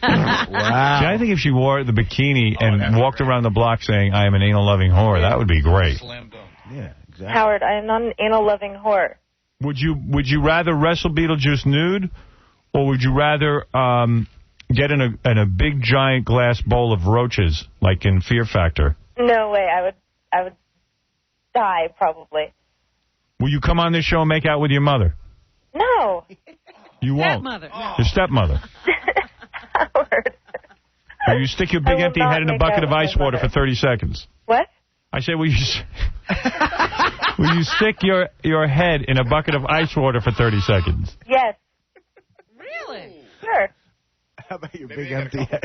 Would you stick your big empty head in a bucket of ice water for 30 seconds? That's not nice. I know, I'm just kidding with you. That was Artie. Right. That was Artie Lang. Artie Lang is not... Would you have sex with my son's father? Would you have sex with Artie's son's father? No. Oh, damn. Would you surround your face with a bunch of our amazing farters and let... No. Oh. Where do you think this stuff up? Oh, just lying around. This is all we do all day. Right here in New York. Would you be willing to throw up on Jeff? Would you be willing to throw up on Jeff Levy? Would I what? Would you be willing to throw up on Jeff Levy? Throw up on Jeff? Who's Jeff Levy? What's the difference? Would I throw up on him? Sure. You would? Oh, you would? Sure. All right, there it is. You do that? If you would throw up on Jeff Levy, I will let you meet The Rock. Really? Yeah. Okay, I'll throw up on him. Okay. I don't have a problem with that. Jeff Levy's been looking for a woman to vomit on him because that's his fetish. A beautiful woman. And if you will vomit on him, you can meet The Rock. That is really vile. I know, but this is going to be great. Can we make it both? What? You still want her to walk around saying that she's a little... That would be good, too. A little anal whore? And then vomit on Jeff Levy. Culminating in a big vomit session? Thanks, Robin. You're helping me out a lot here. The Rock's a big star. All right, here's what you have to do to meet The Rock. And I'm going to let you meet The Rock. Okay. And you could say whatever you want to him, whatever you have to do. Right here on my air. Uh-huh. I'll even let you take pictures with him afterwards. All right. But you do have to put on thong. Uh-huh. Walk around the block with a sign that says, I am an anal-loving whore. I am not wearing that sign. No. I am not wearing that sign. Come on. Why? What do you object about that sign? What's wrong with that? I am not wearing that sign. Why? What is wrong with it? Because that's What terrible. part of the statement is wrong? Just shows you're fun. How about if you say, I'm an anal lover? Right. I'm an anal lover. I'm an anal lover. How about I'm an anal-loving one-time whore? That's certainly, not That would be insulting. accurate. That is... I'm an anal-loving ex-whore. There you go. That's fair. Okay, an anal-loving ex-whore? Yeah. Yeah, what about that? See, that's so much better. All right, good. Now that Agreed. you put it that way... That's fine. Agreed. All right, so here's what you'll do. You'll come to, I'm trying to find common ground, that's all. Okay. What a negotiation. You'll come I thought down. we found common ground with, the wrestling Beetlejuice. No, I'm taking that off the table That's because too easy. you agreed to that too easily. I mean, I'd like to see that, but you'd enjoy it. Yeah, I mean, quite frankly, if we really wanted to bust balls, you'd be making out with your mother. No, I'm not making out with my mother. Exactly. Sure. So here it is. You get in the easy. You get in the thong. You walk around the block. The sign will say, "I'm an anal-loving ex-whore." No, I'm not wearing that sign. You have to wear that. Come on. Why not? Jeff Levy will lay down on our floor naked, Right. and you'll vomit on him. No, that's like two things. That's right. Yes, it takes two things. But it's The Rock. The person you tattooed on your ass. You will not only take pictures with him. Howard forgot how important he is. And then you will sit with him and talk with him and be here for the interview. The whole thing. That's right. I think that's very fair. You think that's fair? Yes. Yeah. I do. And I'm only allowing how long this. does she have to walk? She walks a block, A block. right? I'm only allowing this because I like you. Even though you set up Jerry Springer. Really? Well, that was like 4 years ago. That's right. Let bygones be bygones. You've I'm a changed. different person now. You know, Jerry would No, you're not. appreciate this, too. Yes, I am. No, you're not. I'm a changed woman. All right, so you're changed. What do you say? I think this is fair. I think that it's uncomfortable. But uncomfortable, to say the least. Right. But how else do you make somebody to earn the privilege. Right, of the rock. Well, I think throwing up is enough. No, it's not. No, it's not. Come on. I'll tell you what. I'll go to our judge, Artie Lang. Judge Lang, what do you think? Artie doesn't like me already. What are you talking about? He's in love with you. Are you kidding? I can make it worse. You'd have to have sex with Artie. Can I hold your big empty head while you throw up on Jeff Levy? I think that's fair. I want to hold back your big empty head while you throw up on Jeff Levy. In all seriousness, I happen to love... You better agree to this. I love Kendra Jade. And all I'm saying is, I know she wants to meet The Rock, and Judge Lang, what I'm saying is... Judge Lang. I think he has a biased opinion. Well, let me just say something. Why is that? I think you get in the thong, which is no big deal to you. You've got a great body. You're kick-ass. Kick-ass. You walk around the block, one block, and you say, you wear a sign that says, I'm an anal-loving ex-whore. I'm not wearing that sign. Yeah, well, then it's not good. Hold it above your head. Hold it above your head. Well, we have to... Like a ring card girl. Sign. But it has to have an arrow pointing downward. That's like the scarlet letter. That's like you're just branding me. You are an ex-whore. Nobody will recognize you. It shows you pulled yourself up by your bootstraps and got out of that. If you want, I'll tell you what. I'll negotiate this, and then there's a final negotiation. I'll let you wear a bag over your head while you do it. But the thong has to be there. Thong has to be there. I got to see her in a thong. I enjoy looking at her body. I'll be honest. That's what that's about. I think if she wears that sign out on the street, she doesn't have to throw up on Jeff Lee. No. Judge Lang, you're wrong. Can you throw up at will? Yeah. Oh, great. Yeah, I can. Kendra, you've got to do this. You got to do it. And you're going to meet The Rock, and you're going to totally hang with him. You're going to sit on the couch with him. But I am not wearing that sign. Howard? Okay. Howard, she's very conservative because... listen, I'm going to tell you a story. She's done anal gangbang films. I was with her in Phoenix a couple of weeks ago. We had an appearance together. Yeah. And a whole bunch of us went out to the strip club afterwards, and it was an all-nude club where the women would pick up, money with their private parts. Yeah. And Kendra and I are sitting there, and this woman bends down, and she picks up some money, and Kendra turns to me, she goes, that's disgusting. You're kidding me. No, she said that? Yeah, she did. Man. Kendra... Don't you get enough sexuality? What are you doing in strip clubs watching women? It was not my idea. And passing judgment. Come on. Kendra, I'm offering you the opportunity of a lifetime. You will never meet The Rock otherwise. I know you won't. Please. I'm not going to beg, Robin. I'm begging. Whatever. You don't have to beg. I would love to see you meet The Rock. And believe me, I would love to be there. And I've certainly eliminated... And I miss you. I'd love to see you. I've certainly eliminated the element of having to make love to one of my listeners. Which is horrible, I agree. Yeah, which we agree is horrible. But now we're saying to you, there has to be some payment. Some humorous payment. The payment is my bonnet. No, that's easy. No, that's a down payment. Hey, Howard. Yes, go ahead, John. Apparently, Kendra's abides by some book called The Rules. What rules? You know what? She's got a bad copy. Yeah. The rules? Yeah. I mean, this was Ganji just told me that she's... Oh, please. When did she pick up the rules? Do you read the rules? I do read it, Those are two yentas who can't get laid. Do you realize that one of those women is divorced? Yes, I realize that. I'm not like a strict follower, but I did read it, and I did follow it for a while. Well, let me tell you something. You shouldn't follow it because, let me tell you, it's going to ruin your appeal. I thought one of the rules was don't give anal to strangers. Right. Yeah. Don't go to the chicken ranch. Don't go to the bunny ranch. Don't be a whore. You guys always bring up old stuff. Actually, the book does say be a whore. It says be a whore? As many people as possible. Does it say you can't yak on a guy? Kendra, what do you say? Going once, going twice? No, come on, Kendra. Kendra, just let me tell you, you're not going to meet The Rock. You're going to sit on the couch next to him. You wear a sexy outfit, too. You're going to get to spend the whole interview with him. It's not Ask him anything you want. I'll let you touch him, too. Get your picture taken. You could fondle his biceps. Kendra, come on. All you got to do is wear the sign. It's not a big deal. You won't even see the sign. Hey, talk to Casey. He's making sense. Kendra, wear the sign. Come on. What if the sign... What's the big deal? You slept with Ganji. That's true. That's true. Yeah, there's nothing more humiliating than that. It's just a sign. You're going around the block once. You come right back, you meet The Rock. It's that simple. What if the sign is written in Spanish? Write it in Spanish. You're okay with that? Yeah, write it in Spanish. All right, we'll put it in Spanish. That's the negotiation. That's not as funny. What was the Spanish word for ex-whore? I think it's ex-whore. I think you should write, I'm an anal-loving whore, and I slept with Ganji. Should be on the side. Oh, come on. What about I like butt sex? No. See, that would be fine. See, she doesn't mind that. The part ex-whore. How about this? But she is an ex-whore. I got this. I love anal, and one time I got paid for sex. No, it's not true. It's more than one time. She's an ex-whore. Howard, I'm an anal-loving ex-whore. I'm a retired whore. How about that? All right, I'm a retired whore. No. No. Absolutely A not. reformed whore? Why? Retired? Reformed. I'm a reformed whore? A recovering whore. Absolutely not. All right, well, I'm sorry to say Kendra's not going to meet The Rock. Kendra, you're going to be out there for 30 seconds. 30, like a minute. You're going to walk around one time. It'll take 2 minutes. What? Come on. I cannot wear that sign. Why? Because it's horrible. No, it isn't. You've done plenty worse. Remind her what she's done that's worse. All right. You came in, you slept with Ganji. That's one. You slept with like 2 other guys. You said you wouldn't do black guys. That's fine.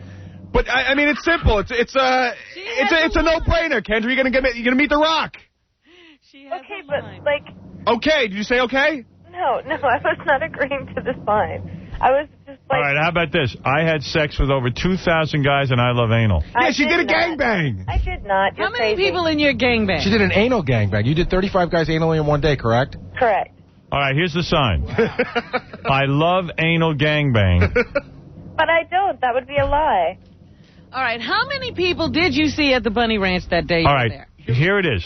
This is the sign, and this is the last sign I'm offering. You get in a thong, you walk around the block, and it says, "My ass is a sexual throughway." Got to be humiliating. That is humiliating. And like. All right, okay, I'll tell you what. You hold a sign that says, "I had 35 guys do my butt in one day." Right. I gave anal to 35 guys in one day. That's right. That's true. That is true. You're just stating fact. You're stating fact. That's on record. That is on record. You've said it. True. It's more than on record. It's on videotape. That's right. Enough with the thinking about it. Just do it. Oh, the peer pressure. The Rock, you know. Like, I do. I love The Rock, I'm gonna but like, take you why off would of I the tail. I can't humiliate make- I myself can't- in front of him? But you did this. We're just writing what you did. Mike, what is it? Howard. Yeah. I want to ask you, what do I got to do to come down and meet The Rock? You want to vomit on a guy and say you're an ex-whore?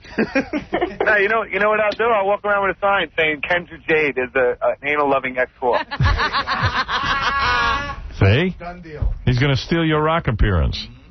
I got no problem with that. Hey, listen, when are you going to have Beth Ostrowski on the show, Howard? Oh, come on, huh? What's the matter with you? What's wrong? I love you, brother. Okay, goodbye. Sure he does.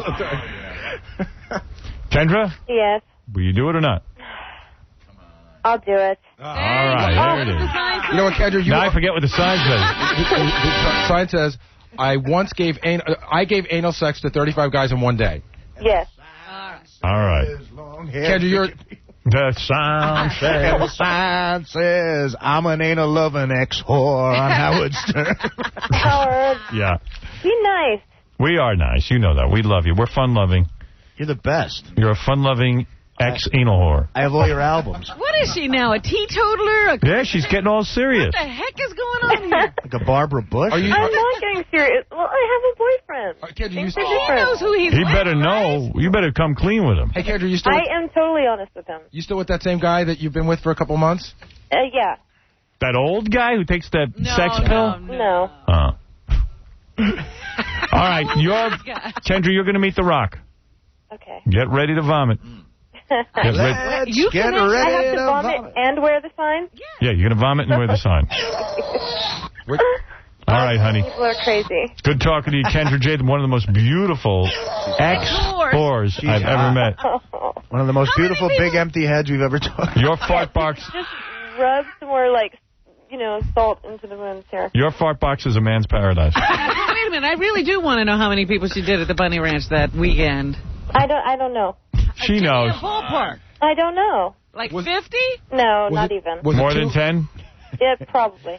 Probably right about there. About 10. See, if Condit had been this open and honest, like Kendra Jade, right? He'd have been on a parade float. He would have won the presidency of the United States. Kendra, did you watch Condit last night? I did not. Why? I was working. Were you being an ex-whore? Were you picking up dollar bills with body parts? Were you icing your private parts after a hard night's work? She's been an ex-whore for 4 hours. Not true. That's not true, Artie. I'm sorry. She was dancing. Condit should have to wear the sign, not Kendra Jade. Yeah. But he doesn't want to meet The Rock. Kendra Jade, do you know who Condit is? Yes, I do. Who is he? He's a senator or something. He's the senator or something. Senator of what? I don't know. Well, that's wrong. From what country? I don't know. What country? Why do we know him? Because he's like, they're talking to him about the Chandra Levy thing or whatever. What happened to Chandra Levy? Yeah, she disappeared. Yes. And where is he a senator? From what country? From this country. Mm-hmm. A senator. Congressman. Whatever. She's a regular Ted Koppel. I don't pay attention to that. I don't watch TV. You know what she pays attention to? Doing her nails right, doing her hair right, making sure her ass looks good. That rock tattoo. Mm. How did you... A rock tattoo? Newspapers make her very, very dizzy. No, that's not true, but I spend my time working or sleeping or traveling. Is the rock on your body? On my lower back. Oh, my God. I got to see that. Do guys ever ask you about it, like guys who date you and stuff? Well, all the time. And what do you say? I love the rock? Mm-hmm. I just love him. But yes, for sure. That's a turnoff. If I'm doing a girl... Yeah, like I'm doing a girl, I got to look at the rock. It's not a turn-off. It's not That's a turn-off gay. if you like wrestling. But if you're into wrestling... You should put a picture of Pam... Oh, baby, I love looking at the rock. No, but let me tell you something. I went to wrestling the other day, and, like everybody all around me, was standing up and, clapping. They dig my tattoo. All right, well, I dig you, and I can't wait to see you vomit on Jeff Levy. Let's not discount that. I want to meet the guy who turned her around. Right. And bring your boyfriend. Yeah. I'm not bringing my boyfriend. All right. We'll see you then. Kendra, Jade, and where are you appearing? Give us a plug. I'm at Spearmint Rhino tonight and tomorrow night in Rialto, California. Well, go see a hot chick at Spearmint Rhino. Thank you. Thank you. Wait a minute. Did they just pass a law in California that you can fondle yourself? Now, there's something she might have known about. That Condit's all right. That's been legal for a while in California. Senator Condit. Senator. All right.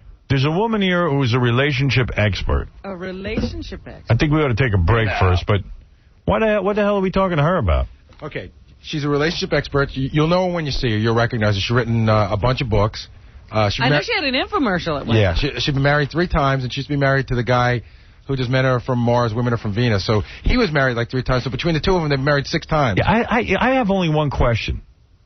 How do you write a book about relationships if you can't even make the relationship work with that other guy, Men Are From Mars, Men Are From Venus? And why would you call yourself an expert? Yeah. I'm a better relationship expert. Not much better, but better than her. Yeah, and you're a total failure. I'm a total failure, and I'm better. Yeah, you're 2 divorces less than her. Would she be willing to wear a sign that says I'm an anal-loving ex-whore? I don't think so. But I will tell you that for of all the relationship experts we've ever had on, she clearly has the biggest cans. Is she hot? Yeah, she's pretty cute. Really? Big cans. Wasn't she also married to that magician? Doug Henning? Yeah. I think that was her first husband. Really? Mm-hmm. She likes masculine guys, I guess. Yeah, the Venus guy is real masculine. What's going on with him? Yeah. He looks a little odd, that guy. I had to watch his tape. Oh, yeah? Oh, my God. Oh, don't you remember when he told us about that? When my marriage was really going south. I mean, it was dead. And we had been doing the marriage counseling. We decided we were going to watch that freak's tape. You're actually going to a counselor and you say, let's get a tape? Well, you try anything because divorce sucks, but... I was proud of myself during the Gary Condit interview. I was thinking about, if this guy really cared about his family... Right, that's, I hate that lie. Would he, he was like, I'm trying to protect my family. If you're trying to protect your family, you know what you do? You go home to your wife and you say, listen, let's get a divorce so that I don't embarrass you and the kids. I'm not happy. Yeah. I got to get out of here. Because a lot of guys said to me, well, you could have a kind of marriage where you have affairs and your wife could have affairs and then maybe you guys would get back together. And I go, you know what? That's living a lie and that's embarrassing when you get caught. Well, you know what? The problem is, remember the statistics I quoted to you the other day? Most people believe it's better to cheat and stay married. See, I turned the whole Gary Condit interview around about what a great guy I am. Well, anybody turns out to be a great guy watching Gary Condit. Yeah, you know what? Every man watching that said, I'm a much better man than Gary Condit. Bill Clinton looked at that and said, I'm a better guy. I kind of said to myself, you know what? I'm a good guy. Yeah. Rather than live a lie, I'm married. Am I married? Compared to this scumbag. It makes you feel good. It's like going to OTB. Give me a friggin' medal. How's it like going to OTB? It makes you feel fantastic. You want to feel good about yourself? Let's go there, right? You see those guys, you're better. You're better off. You walk out of there feeling like Donald Trump. I got to tell you. I'll take the drop thing. I felt good watching that interview. Yeah, well, look at who you're better than. Gary Condit. You're also better than Hitler and Charles Manson. Right. I've always said that. What a group.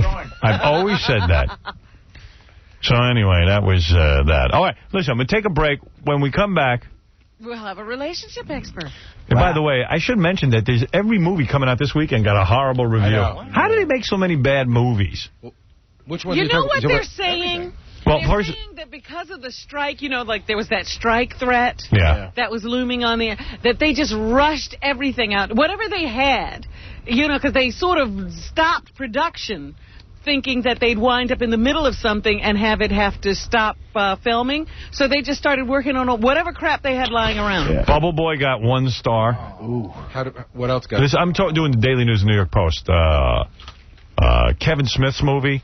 They never liked those. They didn't like that. 1.5 star for that. And it's better than Bubble Boy. And the other guy gave it 2.5 stars. Then there was another movie that's coming out, the Woody Allen movie. One guy gave it 3.5 stars, the other guy gave it 1 star, or something like that. I read a review that said that it's just like Woody's vanity project. It's just his total ego. Boy, he looks... he's always been an ugly guy. He's always been a mishkai, but man, he looks bad. He's got to start casting other people to play his role. Yeah, I know. It's disturbing and uncomfortable to look at him. Yeah, it's almost getting to the point like when Lucy was still doing pratfalls and she's 90 years old. That's exactly where we are in the life of Woody Allen. He's getting that old... What do they call that? When old people osteoporosis? He's getting like hunched over. Humpback. Yeah, he's getting like hunched over. And the Freddie Prinze got 0.5 star. What a surprise that is. Yeah. But you think they could make like a decent sort of teen romantic flick where he could get 2 stars. He got 0.5 star. Man. Half? Friggin', how do you deal with that? He got $2 million for 0.5 star. God damn it, I want to get a $2 million for 0.5 star. You could get 0.5 star, you think? In a review of Dirty Work, a guy called me the beefy, unfunny Lang. Did he really? You should frame that. That has stuck with him. Oh, it's on my fridge. Makes me want to work with you. All right, listen, let's take a break, and we'll come back. Now I got to go see these movies to see how bad they are. No, they're... Hey, look. We're going to meet relationship expert Barbara DeAngelis, who's been married 3 times and is going to come in here and sit on it. 5 times. She's going to come in here and sit here and tell me she's an expert. 5? She don't look that old. To effeminate guys. Yeah, I got to get to the bottom of this. Marriages don't work too well if she's been married 5 times. You got to marry straight guys. And when we come back, Connie Chung will finish her interview with me. The second part of her interview. There's another part to your interview? Yeah, it gets a little rougher. Shocking. All right.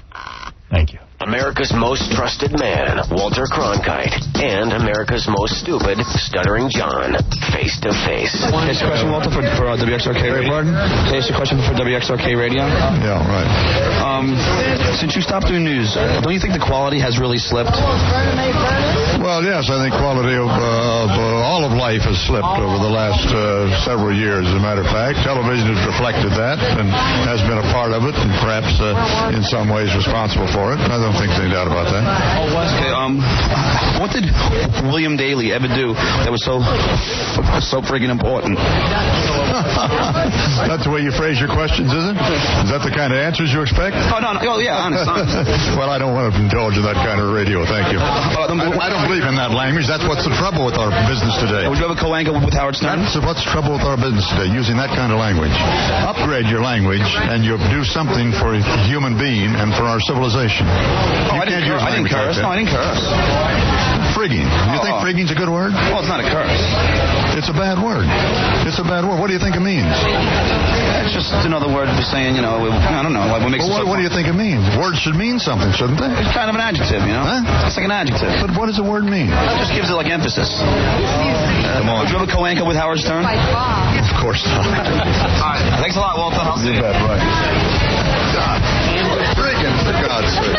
See? Take care, man. You're listening to the friggin' Howard Stern Show. For Christ's sake. Honey Away Falls, Rochester.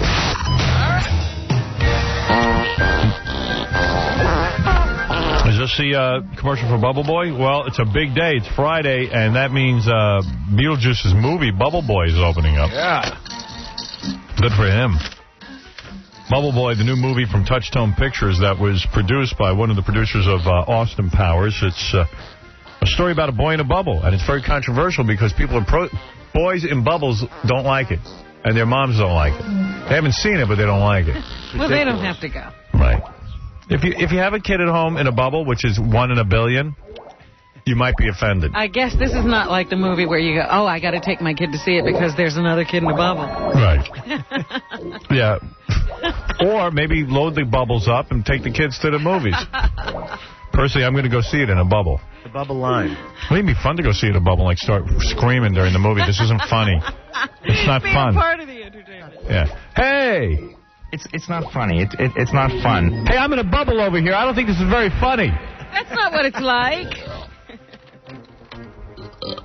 I wonder if they could show the movie inside my bubble. A bubble screening. It's a bubble screen. Now playing in theaters everywhere this weekend, it's Bubble Boy with... Now back to the Howard Stern Show on 95.1 The Nerve. What do? Do you swallow air with your ass? Swallow air with your ass? You're listening to the Howard Stern Show. Right. And now, a news exclusive. A candid interview with Connie Chung and Representative Howard Stern. Right. Hello, Connie, and thank you for having me. Have you ever sniffed her workout shorts after she's gone for a run in the park? I told you I'm not going to answer specific questions about my girlfriend. I was in a marriage for 21 years. I have a family. I don't think it's... what did my lawyer tell me to say? I mean, I've said it 100 times, but I'm losing track. Out of respect. All right. Out of respect, I'm going to say it again. Out of respect to my family, I made my share of mistakes, but out of respect to my family and out of a specific request from the family of my girlfriend, I am not going to go into details about my girlfriend, okay? Have you ever used a cigar during sex with your girlfriend? I told you my answer to that. Have you ever used a carton of cigarettes on your girlfriend during sex? Again, out of respect to the families, I am not going to go into those details about my girlfriend. Have you ever wanted to bring a chink into the bedroom with you and your girlfriend? On. This is outrageous. That's not fair to chinks. Out of respect to chinks, out of respect to my girlfriend's family, out of respect to my family, I will not get into those details about my girlfriend. Is it true that your pet name for your girlfriend is My Little Ookie Pookie Nukums? Oh, come on. I've been married for 21 years. I'm now divorced. I've not been a perfect man. I've made my share of mistakes. Would you drink her douche water? Oh, come on. Okay, now you've gone too far. Out of respect to the families, or out of respect to the families of... Has your girlfriend ever discovered pieces of toilet tissue in the crack of your ass during sex? Oh, well, Connie, I guess Maury isn't effing you hard enough. Did you get a nose job? Oh, boy. Now, first of all, that's way too personal, but the answer is no. I've said that. Have you ever put your tongue in a very, very, very bad place? Well, I think you're trying to trick me here. If you're asking specifically about my girlfriend, out of respect to her family, my family, and everyone else's family, Robin's family, Artie's family, Fred's family. Well, forget Fred's family. I'm not going to answer it. Have you ever sent a letter of apology to your girlfriend's parents for dating their daughter? Oh, come on. That's an outrage. Mr. Representative Stern. Yes. You bought a stripper a $60,000 Mercedes. I did. What have you given to your girlfriend? Out of respect. All right. I'm going to drop it. In summation, though, out of the whole, we've been talking about that whole Gary Condit thing all morning, but we learned a couple of things. Robin thinks Connie Chung did a bad job. I thought Connie Chung did a good job. Fred, I don't know what he thinks, nor do I care. Fred never tells you. Thank goodness. Artie, what did you think? Did she do a good job? I honestly thought she just let him prove himself to be guilty. Wait a minute, you went to sleep. Be quiet. No, I went to sleep after... You went to sleep because he was at OTB all day. I watched 15 minutes of it, and I just thought he just looked like a guilty guy. The other thing I learned, that Dominic Barber called in and said he thinks that Chandra Levy is still alive. He's the one person... He's not. Because he's watched the Larry King interview with her parents and said that the parents didn't seem right. It seems reasonable to him that she'd be hiding from those parents. Yeah, exactly. Now, I felt that Gary Condit, if you didn't think he was guilty of something before, now you do. I don't know whether he's involved or not, but he sure seemed like a guy trying to hide too much stuff. You know, one of the other things he kept saying last night was that, I believe that the American people believe that I deserve some privacy. No, well, we don't. Wrong. At this point, wrong. Let us know everything. And his daughter's hot. That's the other thing. Yeah, that was the most important. That was the thing that everybody agreed on. Condit's daughter is way hot. Man. And whoever's banging her is lucky. And I hope she doesn't disappear anytime soon. I was going to say, so one of these days, somebody will be cheating on her. Barbara DeAngelis, and I'm always fascinated by this. I find that people who write diet books usually end up being fat at some point in their lives. After they write the book. I wrote one. There you go. Barbara D'Angelo's been married 5 times. Hi, Barbara. She's a relationships expert, yes. And therefore her relationships don't work. And Gary's right. She does have big cans. Man. You have big cans, honey. How are you, Barbara? And, Barbara, you've been married 5 times. In God's fairness, why not admit you're a failure at relationships? I'm not actually a failure at relationships. Thank you. You haven't held on to a man 1 time. Are you married now? No, I'm not married. I'm single. You're single. Are you proposing? What are you doing? I'm not proposing, but I do want to see your cans. Hi, Robin. I'm over here. Hi, Robin. I got to say this. You know, you're not married now? No, I'm not married. Because, you know, in the infomercial, you used to talk about the relationship with your current husband. I was. They didn't bother to change the infomercial. No, it's not running anymore. No, that was a 10-year relationship. No, I've been married several times. I really liked 5 times. I liked what you said earlier. Go ahead. What did I say? About Condit. I like a lot what you said. I liked what you said about the fact that if it wasn't working, rather than keep repeating, we've been married for 34 years, to go home and say, you know what, it hasn't been working for a while, instead of spending your life trying to hold together a number so that people think that, you know. Absolutely. I actually managed to watch the Gary Condit interview and be proud of myself.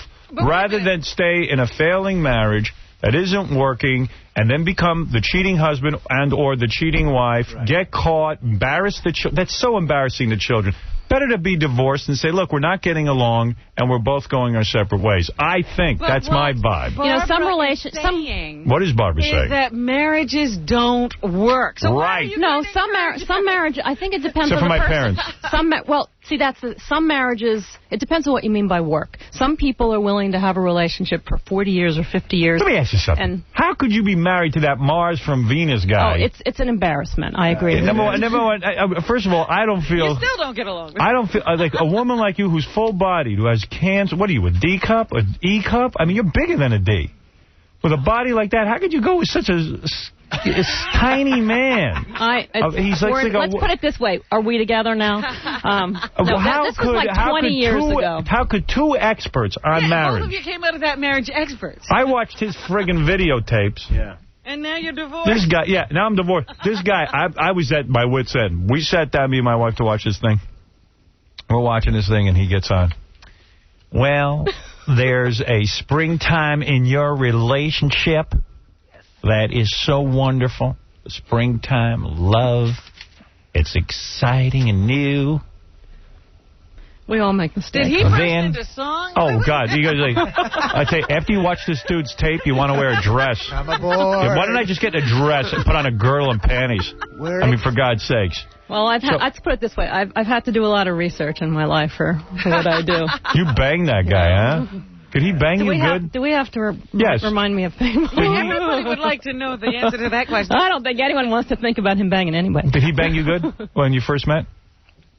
Or did he ever bang you good? I think I've blocked it out. Really? No. Well, you know what? This sounds really strange. It was more of a professional relationship. Yeah. You guys developed the whole book and everything together, an empire. No, actually not. Not at all. We were just beginning. I'd known him for a long time. It was so long ago. It was like over 20 years ago. See, I don't take advice from any books anymore. First of all, and not to embarrass you here. I don't really give advice. You know what? What about where you got your degree from? That college is, what is the name of that college? Columbia. Well, I got several degrees. My PhD was, I did an independent thesis at Columbia Pacific. They've had accreditation problem since then. Columbia Pacific. I mean, they closed the college down.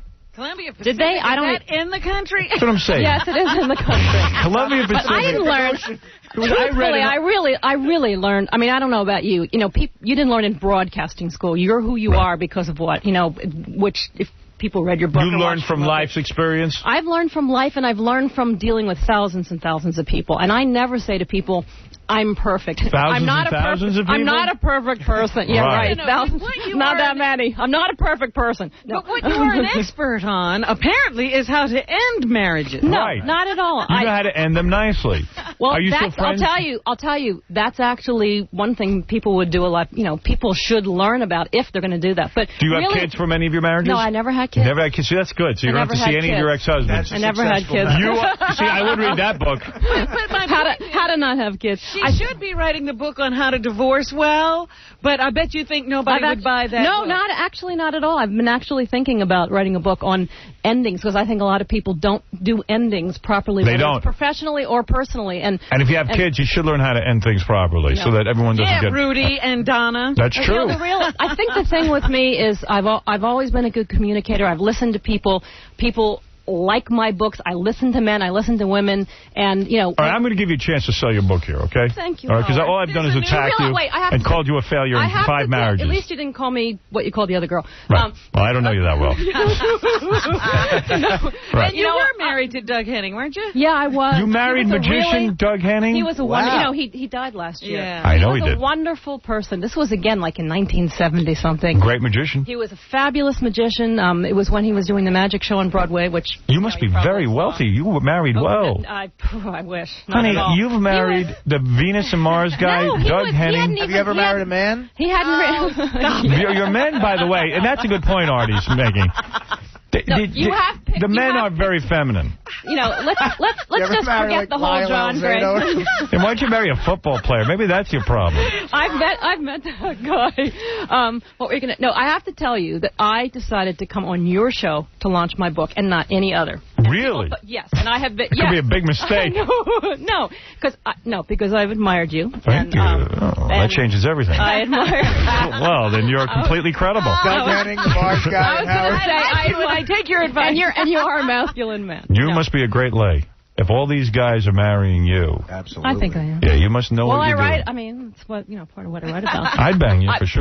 Part of what, this book is about is trying to tell men what women cannot tell them. I've never banged a girl with breasts as big as yours, and I'm assuming... I don't believe that. Are those natural? Yes.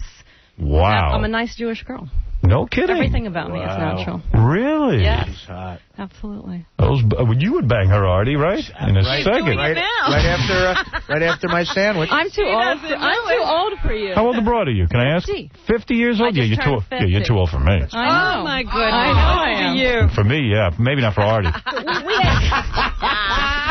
Hey, I'm from Mars. I'm from Earth, honey. Fred is from Mars. I am from Earth. I don't know anything about Mars or I'm Venus. from Mars, then you're from Venus. Oh, man, you should have heard this dude's Let's tape. have sex. We're sitting there trying desperately to save that. He goes like this. Wait, I got to just say this. He goes like this. So when you're in the summer of your relationship, in the spring, it's fantastic. The spring is fantastic. You're in love. Like a relationship, Mr. Rogers. Right? Yeah, and he goes, and it's great, and you'll see, and it's wonderful. But then winter sets in. And when winter sets in, things die. Things are dead. Things are cold. And how are you going to get through winter to get back to spring? I go, there was no friggin' answer. I watched every friggin' tape. It was like, well, you can make a date with your spouse. You can make a... Now, I'm going to give you a chance to sell your book. I don't want any baloney. Thank you. All right, I'm going to give you the chance right now. What women want men to know. Women have been begging me to write this. Give me, because the men in my audience, and I have mostly a male audience, although we do have a sizable female demographic. What are the 3 secrets? What are the 3 secret needs that every woman has? With you, I know 2 of them. The left and the right breast need constant attention. When those are fondled, do you get completely turned on, or do you not like to be touched there? I'm a very passionate woman, but you know what? There are some women who actually, and this is... don't like that. They don't like a lot of stuff, and part of the problem is when men get with a woman, they think she's like every woman they've been with, and so they do the same things they did to the woman before without asking. And the 3 things that women need are they need to feel penis, penis, and penis, right? And Isn't money. that true? And money. And money in between. There's no guys with 3 of them. So. You don't have a penis unless you have money with these broads. Money, penis. But you know what? PMP, baby. You know what, I think it's money, penis, money. What men forget is emotional foreplay. And I have interviewed and talked to thousands and thousands of women about why they turn off, why they stop giving a guy sex, why then? Tell me why. Because he doesn't. I call it. It's like imagine like a woman's like a bank, and you have to make deposits. Go ahead. Go ahead. I'm liking what you're saying. And emotional deposit, not seminal deposits. Emotional deposits. Money deposits. Then you'll be able to make the seminal deposit. Let Barbara speak. Your name is Barbara, right? Yes, All right. Howard. Barbara, go ahead. Do you know my first boyfriend, by the way, his name was Howard. So Is that right? Honey, I think you want Howard. it from me, and I'm going to tell you something. No, I just came here to get a date with you. That's Honey, all if you about. need it so bad, put your foot up on a sink over there, and I'll take care of you. I don't. I'll make a deposit in you. I just admire you. You admire me? Yes, I do. You're insane. There's nothing to admire here. I like a man who can make a good souffle. I like a man who can deposit. No, wait. Now, here's your chance. Women get love-starved. And when they get love-starved, then the guy ends up getting sex-starved. What can I tell a broad to make her think I'm making a deposit? Making a deposit? You can tell her stuff that makes her feel valued. I call it the 3 A's: attention, affection, appreciation. You give a woman those, her love bank gets full. When it's time for something, she's ready. How can I give her that if I have no feeling for her? Well, that's the problem. All I want to do is that's bang her. the problem right there. Right. And the thing. Alcohol. Are you saying that everybody's in relationships because they need something? I think we absolutely need stuff. Otherwise, we'd be alone. Otherwise, I need anal. We would. That's the 3rd A, right? You're right. No, I think the problem is that when we're talking, and this isn't just a book about sex, but we'll talk about the sex part. The problem is that's all we care about. Men, I know, that's why I'm right. Men need to say crap to women to get them hot. It's not even saying stuff. You know, if you wait to have sex till the bedroom, she's not going to be ready. It's emotional foreplay and physical foreplay. And the cab? All right, you say there are 7. Oh, the cab on the way.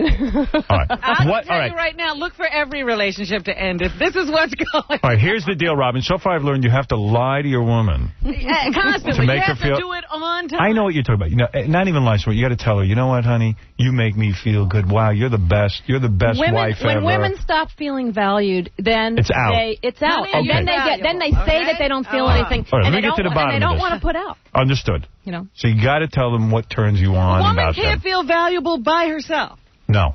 No, she can. Of course we can. We can. But if you're going to be in a relationship, you need to hear from a guy how great you are. No. You don't know your value. You always have to see. That's what I have the problem with. No, absolutely not. Because it's always about, do you love me now? No, of course we know our value. And we have to Robin, know our value. I got to tell you something. I learned one thing from Barbara so far. What? You got to tell the broad how much you value her.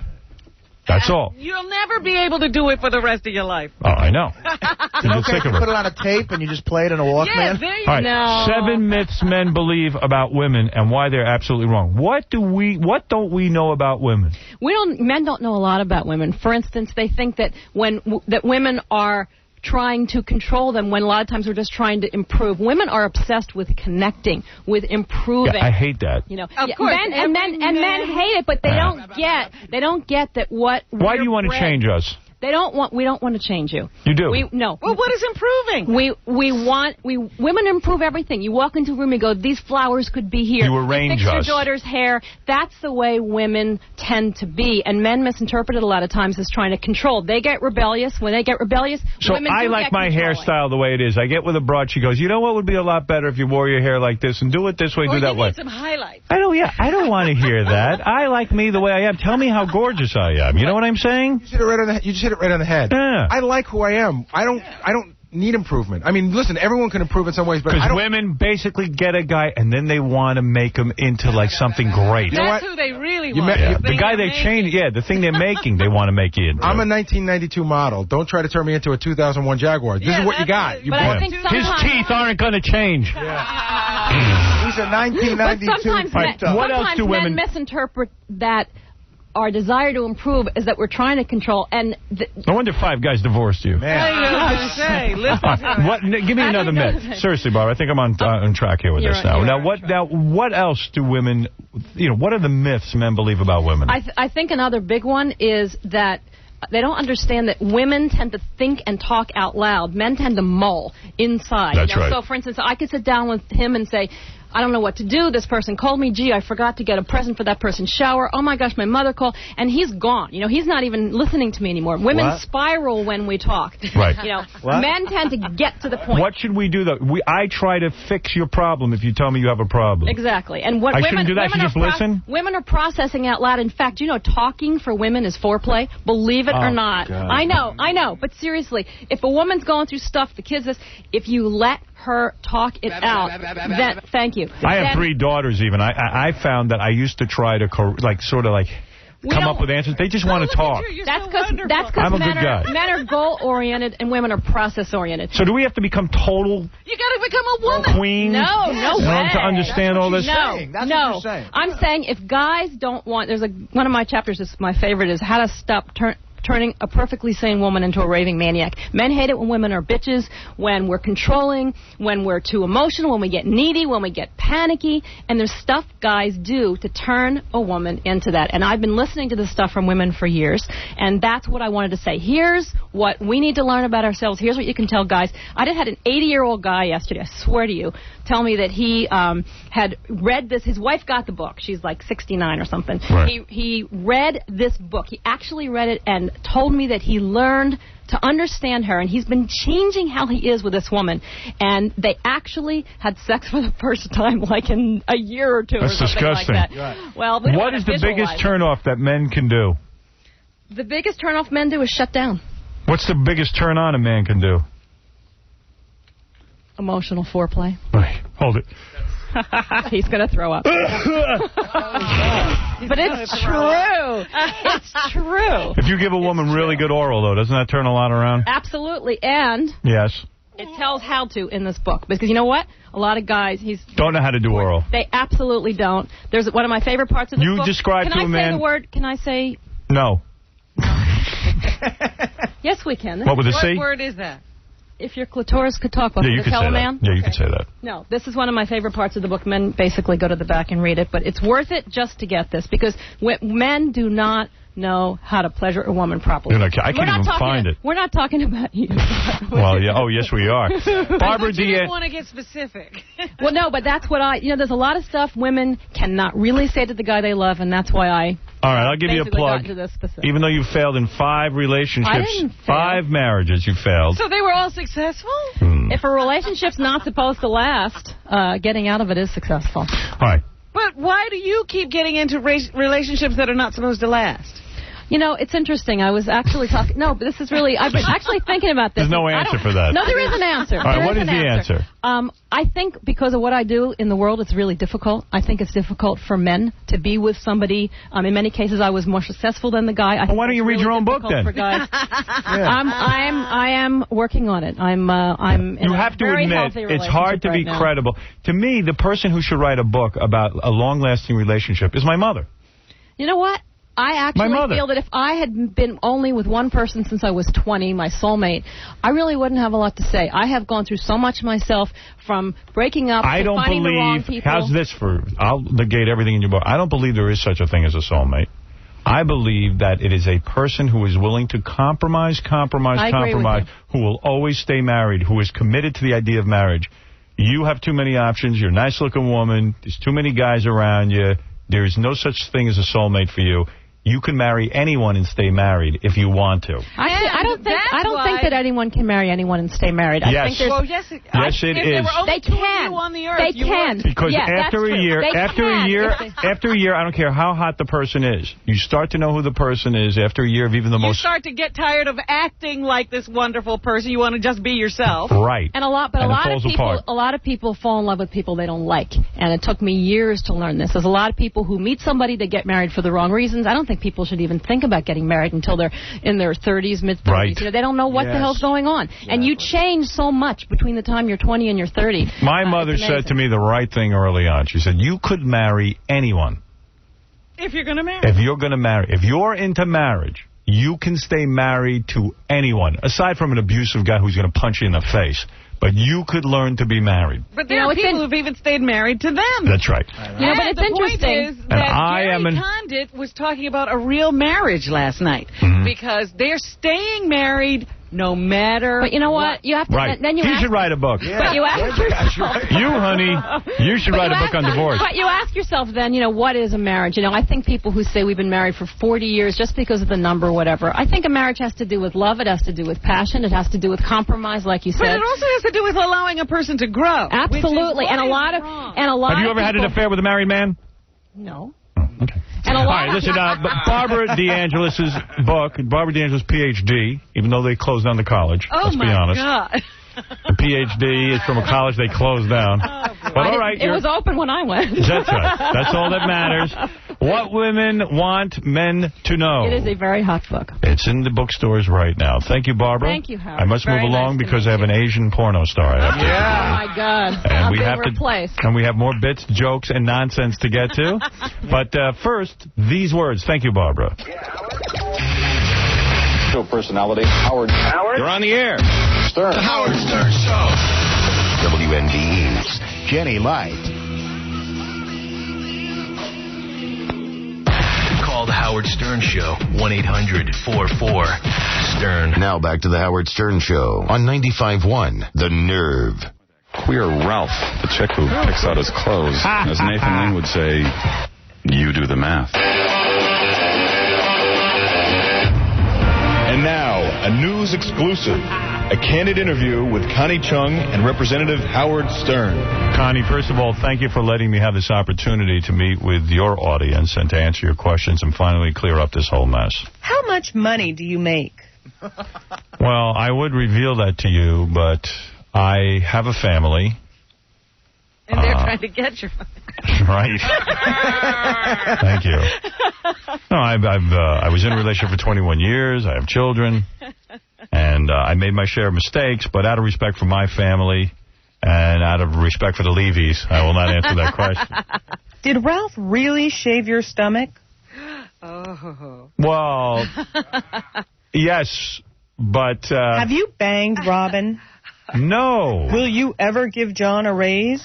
No. How much of your hard-earned money did you give to your wife? Look, out of respect to my ex-wife's family, out of respect to my family, out of respect for Fred and Robin, I think that I should not go into those details about my money. Is it true that you would have quit this show if you could have kept your money? Yes. Did you wish cancer on Tom? Yes, I did. I wished it on him. Is Jackie coming back? Oh, come on, honey. Have you ever ordered steak for 2 for 1? Oh, that's the Dominic interview. Is Kendra Jade an anal-loving whore? Oh, ex-whore. Is Artie Lang a beefy, unfunny comic? So says one critic. That's not How much money do you make? All right, I think I've answered all your questions. The half hour is up, honey. And I don't care what you say.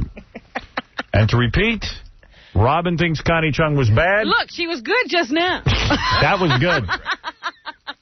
Let me just mention something but not here. Last night.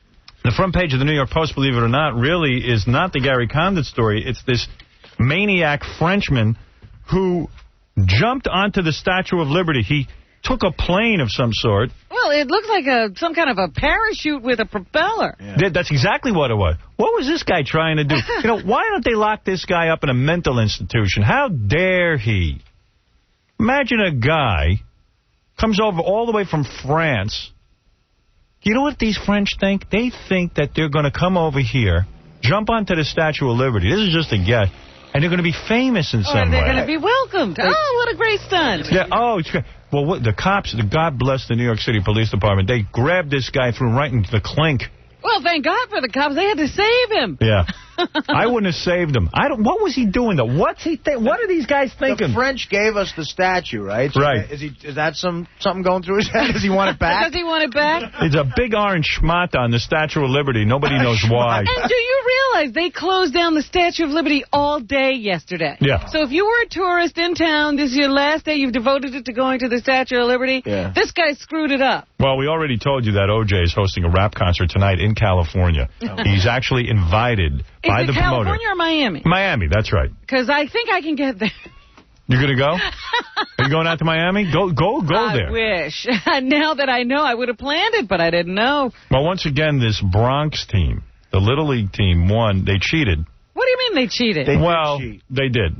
Here's what happened. And thank God. They didn't really cheat. They didn't cheat. The umpire cheated. The poor white kids just look so upset. Oh, my goodness. The game was going long. They won 1-0. And what happened is one of the players for the Bronx team missed second base by a mile. He was running so fast. You could really see. These 30-year-old kids are so old. They can't see the bases? They run so fast. Their legs are too long for the little bases. For the Little League bases. So anyway, the kid missed the base, evidently, from everyone who saw it.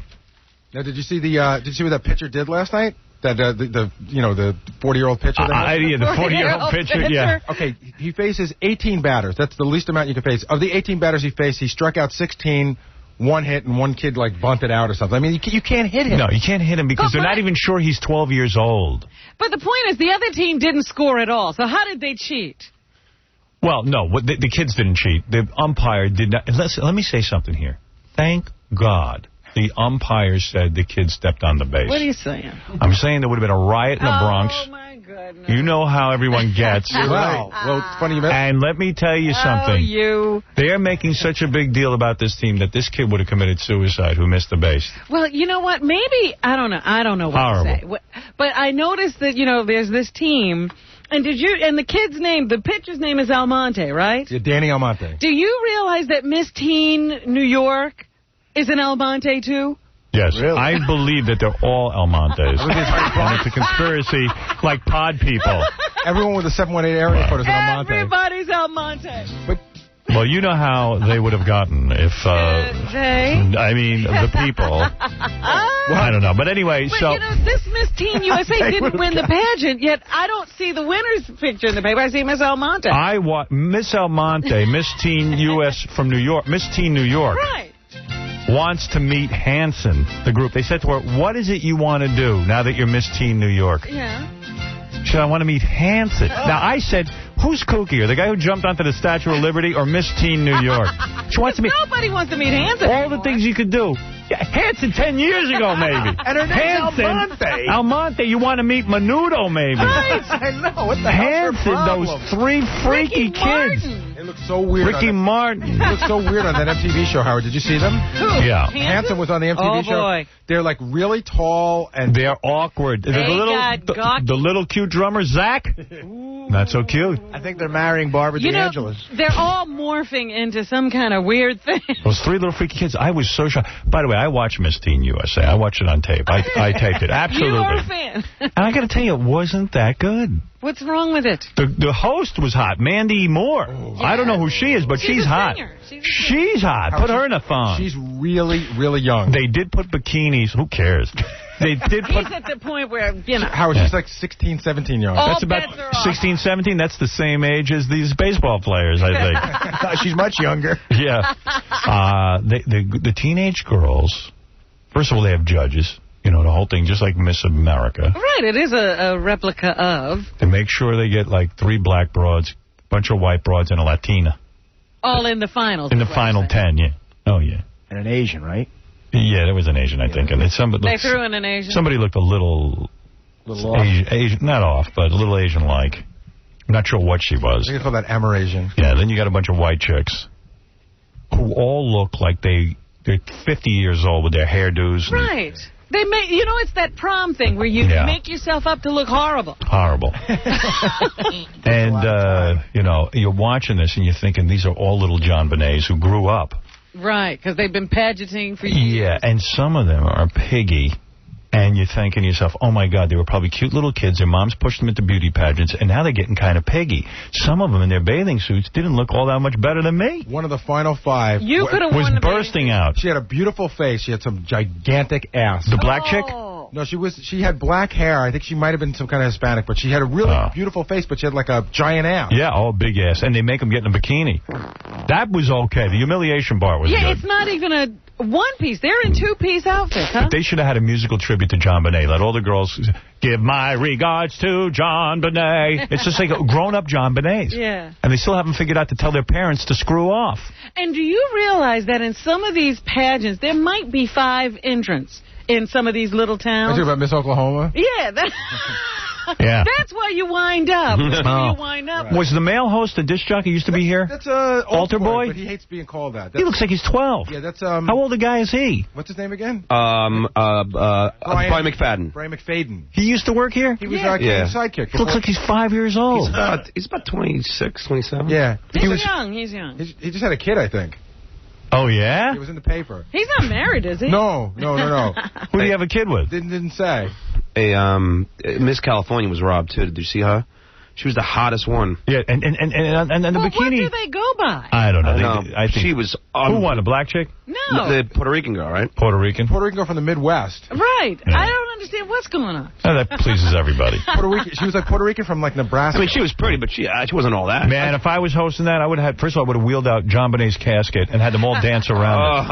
Would have been unbelievable. John Bonet would have been in the pageant had she lived. Billy Crystal wants to say something about Gary Condit. He watched it on TV last night. And then Wood Yee has something very important to say. Billy Crystal, you're on the air. You know, I resent Gary Condit. Why? Because I am a perfect person. Right.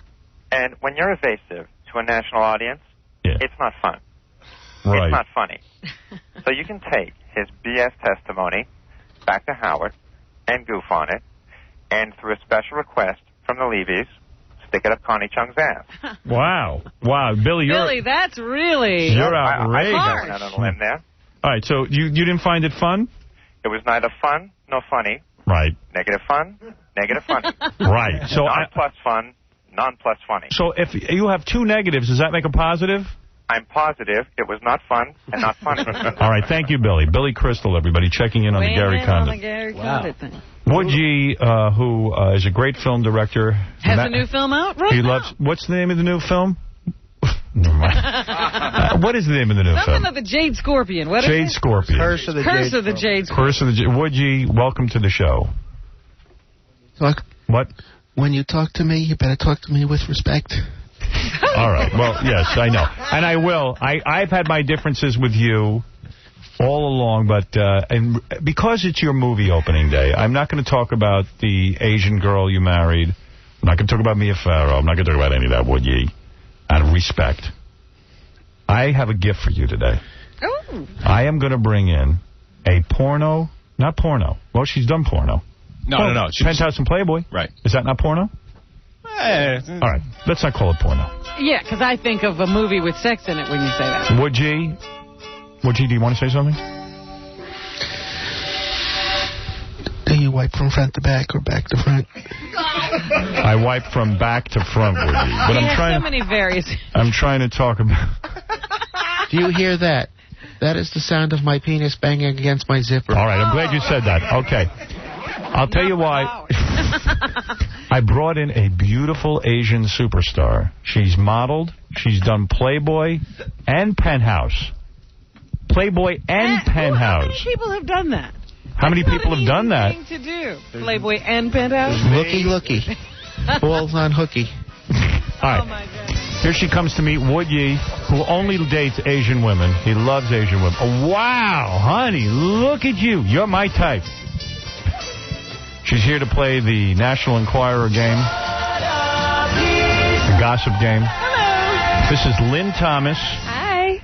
Baby, you're hot. You've done Playboy and Penthouse. Yeah. You say you're the only girl to ever do that? I'm the only one in the world. Only one in history. What about Sandy Taylor? There's two others that were... No, there were two others. No. There were two others that were in the magazine, but not centerfolds. You're hot. Why don't you open my zipper for your Shanghai surprise? Sorry, Woody. Wood Yee, do you want to say something to the beautiful Lynn Thomas? You love Asian women, and I brought her here for you. I'm going to do you hard, Connie. Connie. Lynn Thomas. Would you like to take my temperature with your tongue? All right. Now, wait a minute. You were just saying Sandy Taylor has done Penthouse and Playboy. Sandy Taylor did Penthouse and Playboy, though. She's done it as well. No, but she hasn't been a centerfold in both. Yeah. Oh, I see. You were a centerfold. Plus, I've got Perfect 10, so it's kind of like the Holy Trinity. You've done Perfect 10 as well. Yeah. Would you? I see you're very turned on. Do you want to say something to Lynn? Taekwondo doesn't scare me. I own a gun. Wow, you're amazing. I have sweet and sour balls. All right, easy. Easy, Wood Yee. He's on fire. Yeah, easy. Are you yellow all over? Easy. Now, what are you, Chinese or? I am half Vietnamese. Half Vietnamese? What's the other half? What's the other half? It's Irish, Scottish, French, Welsh, and Italian. Oh, Was that an army guy? You are, yeah. What happened? Your mom was in Vietnam. Yes. And your dad was a GI? He was ROTC in the Army. I see. Yeah. And so he went over to Vietnam, banged your mom. No, actually, they got married there. Oh, they got married there? Yeah. So she wasn't like a hooker or something like that? No, yeah. Your mom was nothing like that? No. And she met your GI dad, and they banged? They didn't. No. No banging over there? Not until she came to the U.S. You believe that? I do believe that. I don't believe that at all. She still lived at home. Woodgie doesn't believe Would it. you like to suck my spicy tuna roll? Oh, easy. That you're coming on a little strong, Woodgie. Are you free tonight, or do I have to pay? Oh, that's ridiculous. That's an outrage. Are you a rape waiting to happen? Oh, my God. You're coming on very strong. Yeah, these are some good lines. Are you a single woman? Do you have a boyfriend? I am a single woman. And what are your measurements? You look very thin. I mean, you're perfect. You don't have an ounce of cellulite, do you? I'm a 34D, 24, 34. How could she be a 34D? I know, you wouldn't believe it. You wouldn't Are believe they real? They're not real. They're though. real. They're real. That's why it doesn't look like it. I'd marry you. An Asian with 34D? I know, it's weird. Asian woman. Woodgie, you must want to say... I think Woodgie is inspired to say something to you. Go ahead. After I F you, you can go back to Barbara Walters, Star Jones, and those boys at The View and let them smell my stank. Wow. Woody, you're just crazy. You're crazy today. You're going to... She's not on The View. You can go back to the whores on The View. Are you going to have sex with me, or do you want to disappear like Chandra Levy? Oh, he's coming on very strong. Are you attracted to Woodgie at all? Is he your type? Do you like a funny man? Do you like a funny man? I like a funny man. You do? Yes. He's a great film director, isn't he? Mm-hmm. Yes, he is. My nickname is Pogo. Want to jump on my stick? Wow. He hasn't done material like this in years. You're on fire, Woodgie. The snake just bit my sack. Would you please suck out the venom? All right. Before you run out of here screaming, I want you to know I'm not a freak. Now, let me ask you something, because Woodgie's amorous, and he's going to be coming on to you the whole time we interview. A girl like you, ever been married? No. How old are you? I'm 25. Are you only into chicks? No. Are you into chicks? Yeah. You are? Into chicks. You do lesbian? Wow. I'm kind of like bi-curious. I don't know what I am. Bi-curious. But you're into guys? What does that mean to you? Definitely into guys. How's a guy get you? I mean, how does a guy get you? Be real. Be real? How am I going to do that? Woodgie, how are we going to do that? Wait, Woodgie wants to say something to you. I think you're attracted. I'm going to teach you a lesson, just like I did to Jean Benet. Are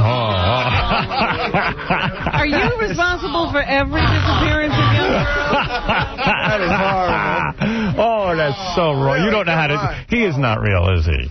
Did anyone ever tell you look like Yoko after a gangbang? Oh, that's not romantic. Would you say one of your romantic lines, Woodie? What's the matter with Let me you? use your yellow fun bags for earmuffs. Were you always the hot chick in high school? Because every good-looking girl who comes on here says, "Oh, I was made fun of. I was ugly." Oh, yeah. You were ugly. Oh, terrible. You're one of the most beautiful women I've ever seen. Thank you. How come you did... what did you do first, Playboy? I did Playboy first. And were you a virgin when you did Playboy? No, I was 18, though. You lost your virginity when you were 18? No, I was 16. 16? Yeah. To a guy? Yeah. When did you start doing girls? I haven't yet. You haven't done a girl yet? No, I'm waiting. Want to start? Now, how come I went on your website last night? I saw pictures of you with a girl. I do in photos. You do? Yeah. In photos? And I do in video. So when I see you doing a girl, in a photo, you're not really doing it? No, It's just it's simulated. It's simulated. Mm-hmm. Hey, Tokyo Rose, what time do your legs open? Oh, You're not turning her on. Would you say something romantic? Lynn is not interested in you. Say something romantic. Can I nail you from behind while I read the Torah? Very romantic. Wow. Is that a keg in your pants? 'Cause I'd like to tap that ass. Oh. You're coming on very strong today. You really, really are. I think she digs him, though. Are you digging him at all? He is funny. He's funny. Right. Give him that. So you do stuff in pictures with girls, but you've never in your private life done a girl. So you must really dig guys. Yeah, I do. I love guys. And no boyfriend now. No. Have you gone out with famous guys? No, not really. I'm sure a lot of famous guys see you at these Playboy Mansion parties and Penthouse magazine, and yet you've never gone out with one. No. Why is that? I don't know. Are you against the famous? I'm not, no. You're not? What, do you just go out with the quietly wealthy? Yeah. I don't know. Fat Tony, you're on the air. Hey, Howard, how she look? Pretty good, huh? She's really pretty. You're real pretty. You're pretty, honey. girl. You're pretty. Look at you there, sitting down in your big old dress. Yeah, that dress don't weigh more than 1 ounce. That's a very tight dress. Pretty. Very nice dress. You're purdy. How much do you weigh? You're very thin. I am 120. Now, you have a question, Fat Tony? Go ahead. Yeah, let me ask you a serious question. First, what penthouse in Playboy were you at? I was May 97 in Playboy and October 2000 in Penthouse.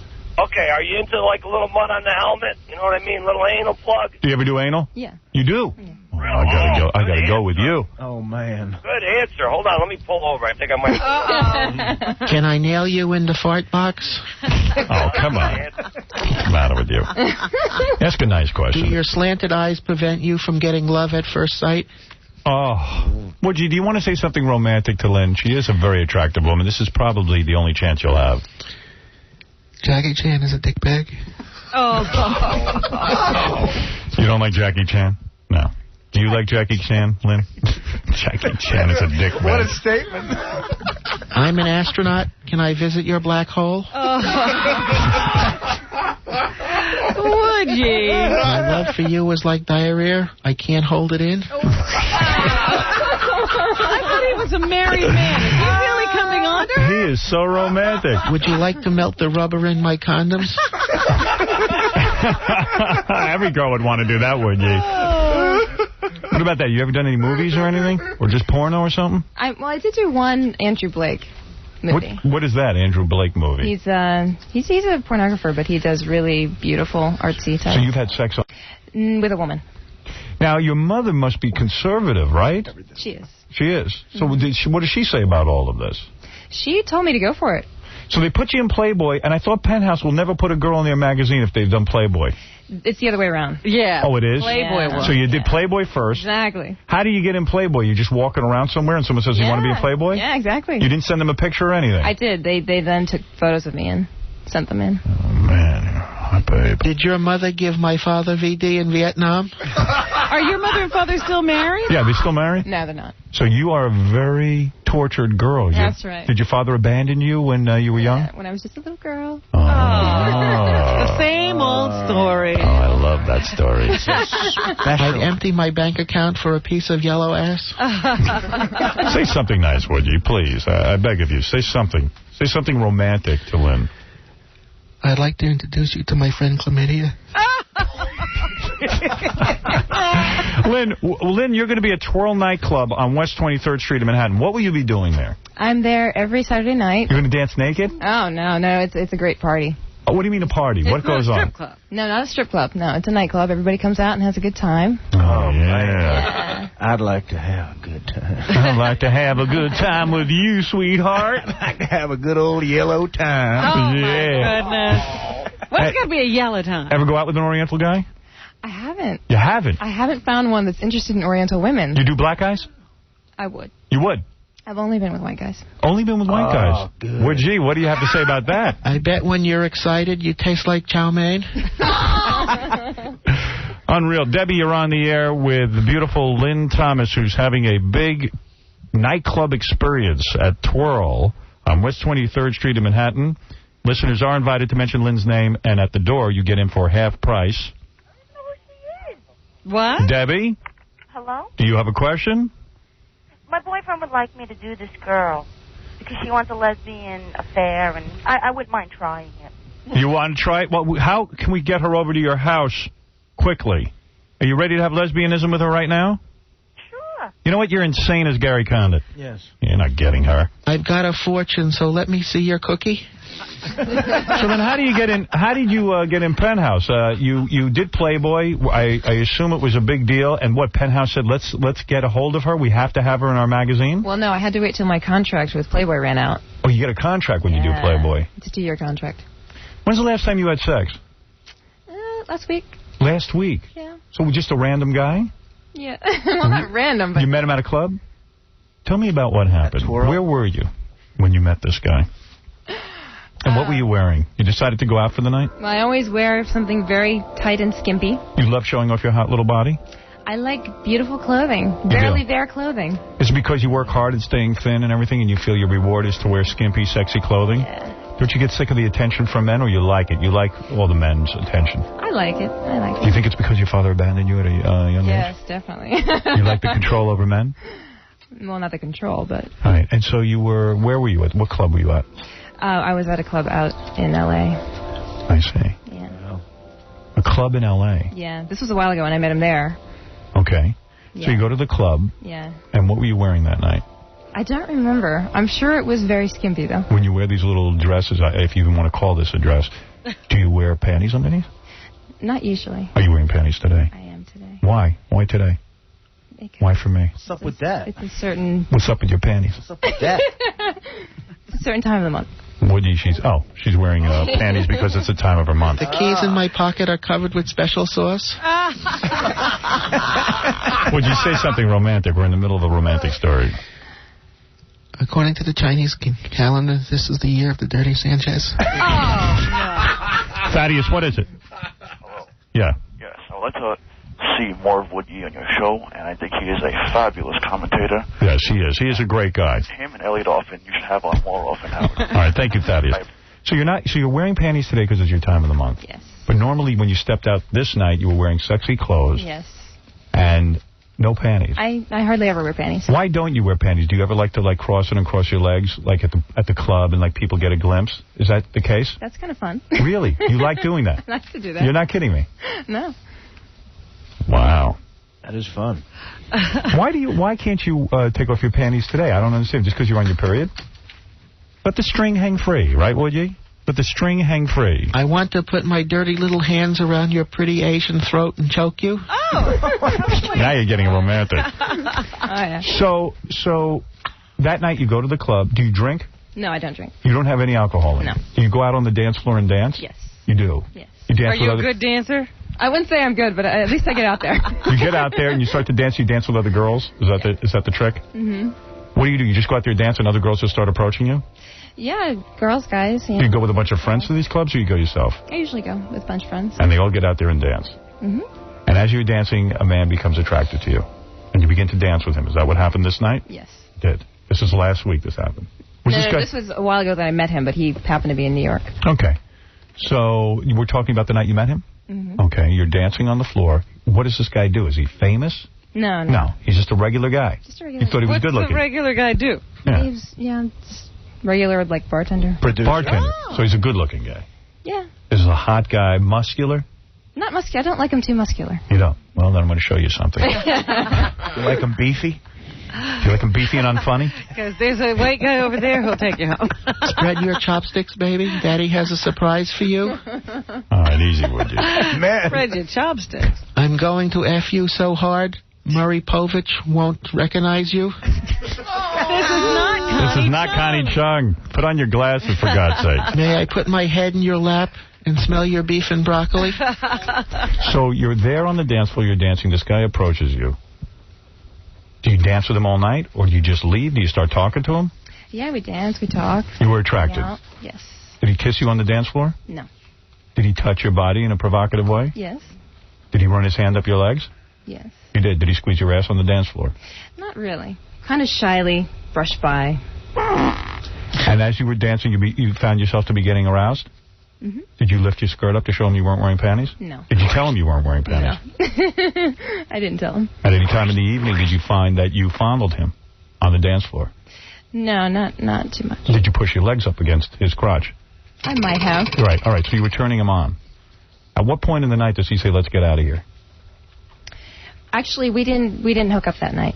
You didn't? No, we just exchanged numbers. Interesting. Wow. Boy, oh boy. That's how it works. That's how it works. And what does he do? Does he call you that next day? Yeah. There was no game playing. Yeah. You talked. Yeah, we will, because I live here, he lives there, and... Why didn't you take him home and bang his brains out? Not like that. You're not like that. I'm a good girl. If you play your cards right, I'll make you top Asian whore. Say something romantic, would ye? Really. This is a pretty woman. How much for me and the fat comic? Well, at least he's thinking about you, Artie. Artie, that's nice. Thank you, Woody. It's an interesting question. So, you're saying this guy speaks to you. You came to New York, what, last week? Mm-hmm. And No, this guy... he came to New York. You live in New York? Yeah. Oh, I didn't know that. I thought you were a California girl. No. Okay. So you're living here in New York. Would you care to give your address in case any of my audience wants to have sex with you? How about your number? Yeah. Would you give out your number on the air so my audience can call you and have sex with you? Yeah. All right. So have men offered you money for sex? Oh, yeah. What is the most amount of money you've ever been offered? 30,000. Really? And what'd you take? Oh. Did you ever accept money? No. Never would do it. No. What does she do for a living? I'm a webmaster for my own website, ThomasTime.com. Webmaster. That turns me on. Webmaster. You're the webmaster. I'm the webmaster. Really? You're a webmaster, so you know how to work all that computer stuff. Mm-hmm. Damn. So whoever says that beautiful women aren't bright is lying. There you go. See, would you? You're lying. Do you want to say something to her now that she's a webmaster? Your skirt is short. Do I see duck sauce? Do you mind doing my laundry after I bukkake you? Oh, how dare you. I'm going to put my big American hot dog in your little Asian flower, and then you're going to sing the Star Spangled Banner with feeling. Have you ever seen a guy come on so strong as Wood Yee? Never. He's so persistent. He's really selling it. He's wild for you. So this guy calls you. He's in New York. Mm-hmm. Yeah. Does he come to your apartment, or does he take you out to dinner? Oh, yeah. We just talked a lot, and then he took me out. He took you out where? To some restaurant. Some restaurant. Yeah. And then after the restaurant, what, you take him back to your place, or you went to his? My place. You went back to your place. Mm-hmm. What do you got, a one-bedroom? Mm-hmm. Where's that? What's your address? Where's that? So Don't trying to weasel that address. You killed my cat and ate it, and now I'm going to teach you a lesson. Would you please? I'm trying to do an interview, if you don't mind, all right? I'm going to put my hand below your 38th parallel. All right. So then you... So then you go to your apartment with him. Mm-hmm. Does he immediately begin kissing you? Yeah, kind He of, did. because it's been a while since we've seen each other. And it was time. Yes. You knew you were going to do him. Right. It was time. I hear your people are really smart. I like smart chicks like Lucy Liu. So you are more beautiful than Lucy Liu. You know that, don't you? Thank you. You are. She is beautiful, right, Robin? Yeah, she's gorgeous. Unbelievable. Unbelievably beautiful, right, Artie? You'll never get her. Hot. Would you ever go for someone as short and fat as Artie over there?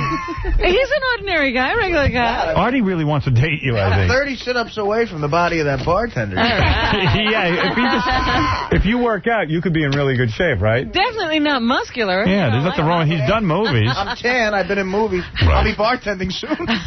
Well, I think anybody would be proud to be your boyfriend. Have you ever had any long-term relationships? Mostly long term. Mostly. So this guy, he gets to go over to your apartment. You begin kissing. What were you wearing on the date? A little mini dress. Oh, thank. You love to show off your legs, don't you? Yeah. Why not? You were showing off your legs in the mini dress, and then what, like one of those belly shirts? No, it's like a dress like this, but a little bit looser. A little looser. Wait, Woody wants to say something to you. What is it, Woody? I want to cut off your arms and legs and stuff you in a bento box. Do you hear that? That is the sound of my penis banging against my zipper. All right, easy with that one. You used that one already, Woody. Really, don't repeat pickup lines. Yeah. You're impossible. Can't believe he repeats himself. Oh, this is not a movie. You don't do it again. Yeah. If I gave her 30 grand, could I just say I banged her? It wouldn't be fun to give you 30 grand. I would want you to love me long time. So you're there in the apartment. You begin making out. What does he do first? Does he disrobe you? Does he take off your mini dress? He kind of slides his hands under my dress. Oh, that's hot. That's what I would do. I put my hands right on your little ass. Right, would you? What would you do? My farts smell like cabbage. What? Never mind your farts. Farts smell like cabbage. That's not a direct answer to that question. Really? Why are you being evasive? You're not a congressman. My farts smell like cabbage. Tell us something we don't know. Right, we know it. Your farts smell like... So he begins to slide his hands up your mini dress, squeezing and fondling and squeezing. Do you find yourself getting aroused? Oh, definitely. He's a hot guy. Looks nothing like me. And then he takes off your skirt, your dress. He lifts it up. Lifts it up over your head. Takes it off. You're standing there completely nude except for your high heels. Well, I always wear a bra. Oh, that's nice. I like a little mystery. Good move. Why do you always wear a bra? Because those are real. Yeah, exactly. Got to take care of them. Are they holding up well? I'd say so. Yeah. Let's see him. Who said that? Was that Wood Yee? Woodgie, what do you have to say about all this? You're listening to the story. You're being strangely quiet for the last 3 seconds. Tell me what you have to say, please. Well, What do you have to say about all this? You're listening to the story. You're being strangely quiet for the last 3 seconds. Tell me what you have to say, please. Would you, what do you have to say about all this? You're listening to the story. You're being strangely quiet for the last 3 seconds. Tell me what you have to say, please. Who said that? Jackie Chan is a dick bag. Yeah, we heard that already. Again. Yeah, again, Jackie Chan is a dick bag. You can't say that enough, though. We like that. All right, anyway, so to make a long story short, you then... Now, is she getting all excited? She's rubbing herself. Are you really? No, that's me, Robin. What's going on over there? What are you touching? Where was she rubbing? I missed it. She was just starting to rub her, her arms. I always stretch it. I'm standing up. I'm reliving Artie, everyone's standing up. And, legs, she was just rubbing. Honey, I'll rub you. You don't have to rub yourself. There's enough real men here to rub you. You can barely stand up. You're not kidding. Robbie, you didn't see anything when I just stood up to look at her legs, No, I didn't see anything with you. All right. So then, does he take off your bra next? Mm-hmm. And now you're standing there nude except for your high heels? Right. Let me see your shoes. Yeah, you're wearing little sexy high heel, strappy shoes. Do you leave those on during sex? Yeah, sometimes. Wow. And so then how tall are you? I'm 5'7". 5'7" is good. And then with the heels, you're about 5'9"? Yeah. Perfect. And then he disrobes? Yes. You took off his clothes? I'm kind of disrobing him while this is going on. This is going on. He takes off his clothes, and you liked his body? Oh, yeah. You didn't mind the dimples and hair on his ass? You didn't mind the little belly pouch that no matter how much he works out? All right. You didn't mind the scar? Yeah. From my cesarean? Anyway, where do you make love? Do you take him to your bedroom, your very feminine bedroom? Actually, no, we were in the living room. Yeah, do you do it right there? On the couch. On the couch. He laid you down on the couch and made love to you? Yeah. And how long did this session last? It was about half an hour. Did he use a condom? Yes. You did? Yes. Half an hour. Did you perform oral? Mm-hmm. You did? Did he perform oral? Yeah. You did? Yeah. Oh, my God. It's a lot more than I do. Hell with your satisfaction. Yeah. What about mine? Well, let me tell you something. This is amazing. Wood G, you look like you are dizzy with love for the beautiful Lynn Thomas. Do you want to say something to Lynn now? Go ahead. If I had sex with you, could your baby watch? Oh. You're so kinky. Why don't you say something nice? Go ahead. I'll give you an opportunity. May I borrow your tampon to make Chinese tea? Well, what did you say? What did he say? He's sick. What did you say? Repeat that? I didn't hear what you said. I mean it.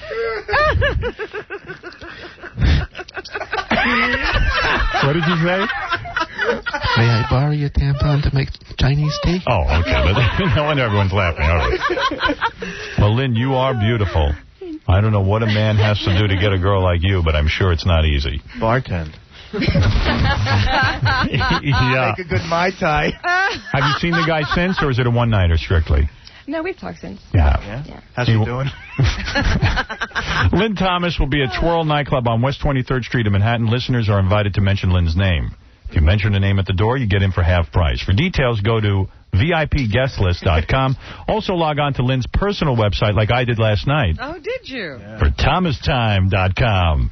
Hey now. I'll be mentioning her name in the shower later. I'll mention your name everywhere, baby. Would you? I see you want to interrupt me. Go ahead. Call me Fred Flintstone because I can make your bed rock. Now he's really getting corny. Yeah, now you're corny. You're not even that funny. That line's worked for me. Right. What is it, Would you? I ordered the number 18. All right. Well, everyone is... Adam, you're on the air. Adam? Yes. Listen, buddy, I owe it to you. I'll throw in $1,000 if you get this girl naked. $1,000. If we give you $1,000... If this guy gives me $1,000, will you get naked? Come on. Throw in some I won money. Throw in some I won money, and I'll throw in a pitch an extra $1,000. I owe it. What about it? We have any chance of seeing anything on you naked? I don't know. Hey, really? Yeah. Howard, sweet talk about it. Oh, wait a second. Hold it a second. We have a check here. Hi, how are you? Gary Delabate has... You're very beautiful. $1,000 of I won money to see you naked. Beautiful Lynn Thomas. What do you say? Me or that's for you? That's for you. For you. What do you say? iWon.com. It's yours right now. Very cool. And we'll free Vietnam from the enslavement. Wow. Hey. That's right. I will personally go over and kill the communists in Vietnam. For sushi. Right. What do you say? $1,000 can we see you naked? How about topless? No. Nah. Oh, you wouldn't just take topless? I think I need to see all of you. I have limited funds. Oh. I'm going to Vegas after the show. I got cash in my thing here. Yeah. And Artie will take you to Vegas for a weekend of love. Wait a second. Let Woodgie talk you into it. Woodgie, say what's on your mind. Thank you, my beaver tooth pink. What? It hasn't happened yet. Thank you, my beaver tooth pink. Say something to convince her, please. Use your magic. Let me drop my pants and you can pull me like a rickshaw.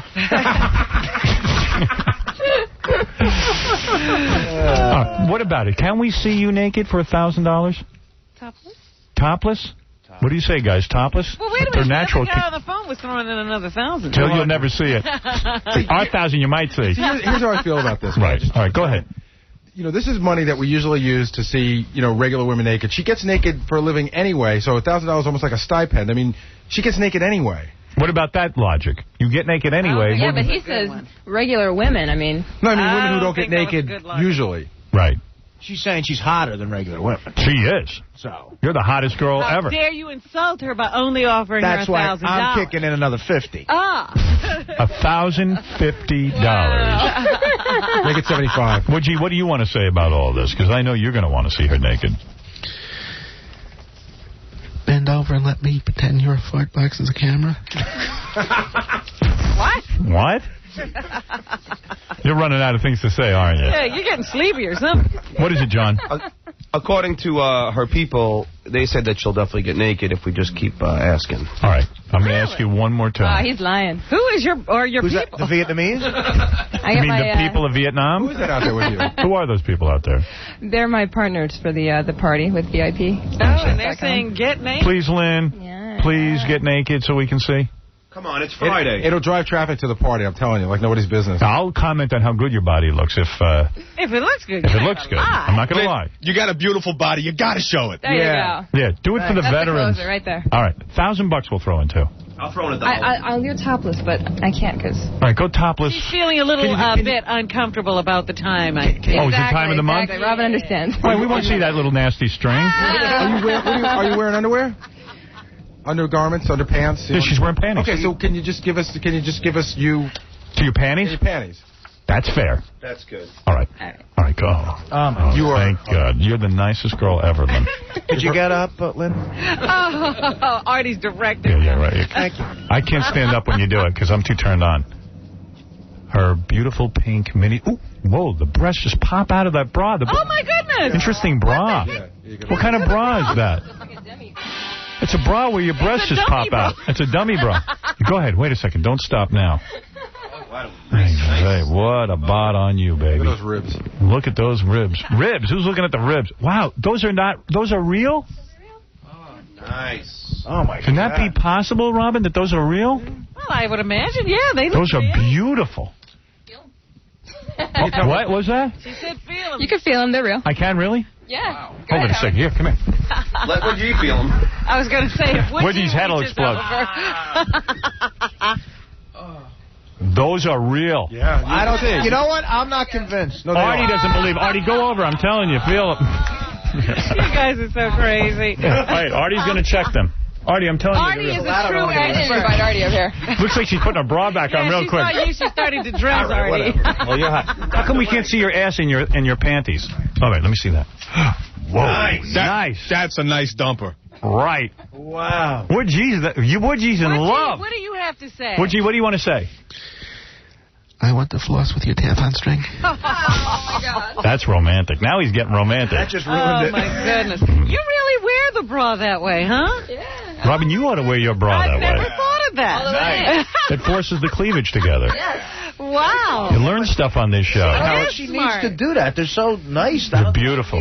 Beautiful body on but you. she's trying not to obscure anything, have the braless look with the bra. Mm-hmm.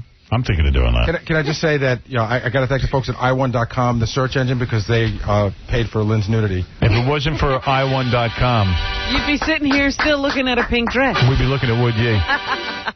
In fact, go search for naked pictures of her on i1.com. Boy, that's a lucky bartender who got you the other night. How many guys you figure you do a year? Maybe Maybe about 5. 5? Are you looking for a relationship? I am. You are? 6? Yeah, I'm a relationship kind of girl. Me too. It's such a coincidence. Yeah, and you know what? So is every guy in this room. Would you go ahead? I'll give you one last chance to make a plea. I want to feel Artie. You want to feel Artie? You are so amorous. How the hell did that happen? How fickle. Well, anyway, you know what I'm going to do? I'm going to ask you, Lynn Thomas. I don't believe that's your real name, but I don't care. Did you give your real name here? No. Lynn, do me a favor. Hang in here through the commercials. We're going to come back. Mike Walker's going to give us 4 stories. I'd forgotten all about the game. What, G, do you think you could hang in during the commercials? Where are you going? May I smell your poo-poo platter? He's not even listening. Are you talking to me or her? All right, listen, why don't we take a break when we come back? Is that me? Totally focused. This is not my poo-poo. I know. Andy, you're on the air. Go ahead. What's up, Howie? What's going on, boss? Hey. Salam alaikum, my brother. Salam alaikum. Hey, listen, is this a girl that KC would take out, or is he always going to play? Casey, you would bang this girl. She's smoking. She's hot. hot. She's hot as hell. Very, very hot. She's got the ass of Dan Marino. Yeah, she's evidently got an ass better than Dan Marino. All right, we're going to take a break. We're going to do... Can you play the game with us? You can play the game. Good. Woody, could you stay? Well, gee, can you stay? Let's stop the small talk. I'm ready to penetrate. All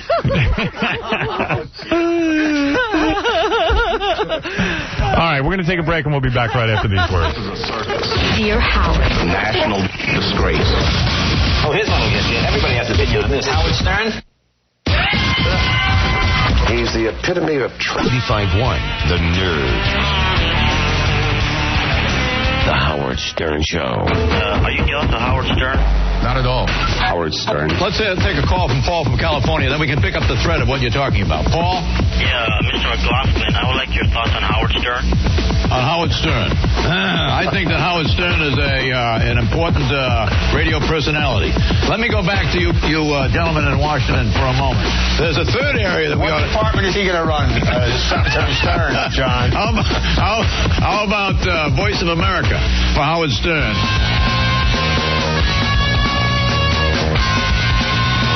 Yo, Gary, this is Bobby, the angry postal worker. I'm calling about that guy Mike from the National Enquirer, talking about how he hasn't seen his wife since God knows when.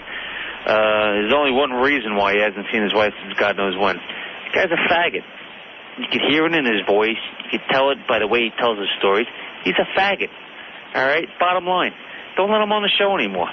You have enough faggots on the show. All right? Tell Howard, knock it off. Goodbye.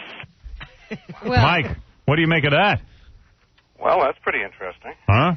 Yeah. It's a theory. Let me say something. Mike Walker is all man. No, I want to say something. Just because he's in gossip. Out of respect to his family. Go ahead. And the family of Chandra Levy. Yeah. We would prefer not to get into details. What are you saying?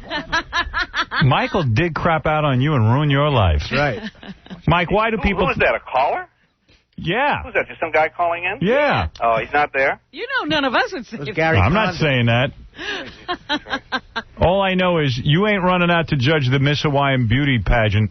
Because you're gay. It's amazing, you know. I mean, that is just absolutely amazing. Although you did start that, Howard. Yeah, well, I said all years guys... ago, you used to say any gossip column is going to be a little gay, right? Well, it does seem like a gay profession, in all honesty. It is. And, but you are the one guy who Have you isn't told gay. Richard Johnson that? I did tell him that, and he's still denying it. He's denying. Claims he's not gay, went out and married a woman. Every time I've kissed that guy, he giggles, Howard. Right. Go to nationalenquirer.com, play the Mike Walker game online. Mike, we're honored today to have Lynn Thomas with us. Lynn Thomas, yes. Who told me during the commercials that I don't need Xenadrin, that she's attracted to me without it.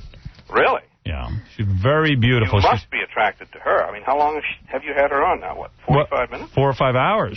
She's, I didn't know if we were going to get to the game, Mike. That's I was wondering what's going on. No, she of course, was a centerfold for Playboy and a centerfold for Penthouse. No girl has ever done that before. Okay. Well, that's true. What are you going to deny that? Well, I mean, there was Madonna, of course, who's been in both Playboy and No, but not a Penthouse. centerfold. not a centerfold. Nude. All right. How about Shayla Laveau? Ooh.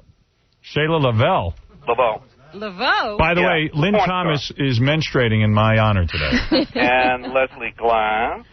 Leslie Glass. Penthouse and Playboy? Mm-hmm. Are you serious? As centerfold. Yeah, well, I don't know. I don't remember if it's a centerfold. Oh. In fact, I know Madonna was not a centerfold in Penthouse. You know, she did that set of nude pictures that showed up years after she'd done them. Yeah, but the point is she's not a centerfold. No. Very Hey, listen, hard to centerfold. In Lynn, I'm just pulling these things out of the air. I don't care what he says. I'll protect you. All right. Now, Mike is... Thomas has a protector here. Yeah. A big, strong man. Yeah, baby. Doesn't need Xanadrin. And Lynn... That's right. By the way, you going to Mandalay Bay? No. You're not. No, I'm not. You're not going to the Mr. Wine. He's going to the Moonlight Bay. Because I'm gay. I'm going to go. I'm staying home. No, I'm going, Sal. I'm not. First of all, I'm not going to the Miss Hawaiian Beauty Tropic pageant, whatever that is. Miss Hawaiian Tropicana Beauty pageant. Because, you know, seriously, Mike, you do look like a lech when you go there. I don't mean you. I mean any guy. You know what I mean? You don't want to, like... Mike is proud to be a lech. You don't care? I mean, don't you want to sort of give the attitude that you don't need to get laid every 5 seconds? Like you're a cool guy. Don't we want to seem like we're above it a little bit? Okay, I guess not.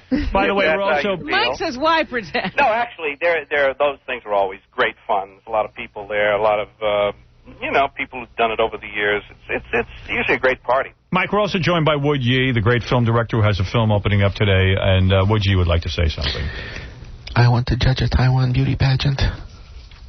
Well, that was very nice, Woody. That is very good. By the way, I'm wondering who the guy was referring to when he said you have too many faggots on the show, Howard. I think he was talking about myself and Artie Lang. And not Wood Yi. We're pretty good. No, Wood Yi. Are we overrepresented? Wood Yi, you love this beautiful Lynn Thomas, don't you? Hey, Mike, I hear you have a yellow wife. Oh, my goodness. Mike does have an Oriental wife, that's true. Wood Yi. Wood Yi, for God's sakes. Have you no decency? Hey, Mike, here's a scoop for you. I had 3 input sex with your wife. Oh, that's a lie. Is he tacky or what? He's taking too long. Well, he's slow. He's slow? Yeah. You're lucky he can say anything right now. He's very nervous. Anyway, Wood Yi, great to have you playing the game as well.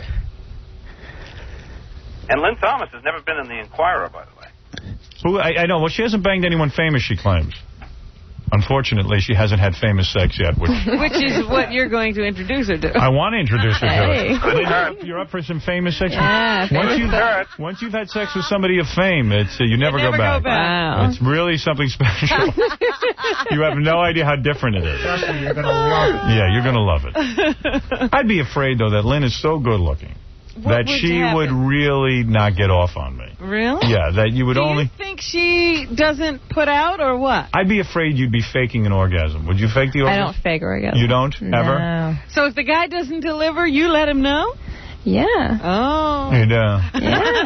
You know, but I'm very orgasmic, so it usually doesn't happen. Do you know I'm touching myself right now as I talk to you? Really? Yeah, I am. You're orgasmic, too, aren't you? I certainly am.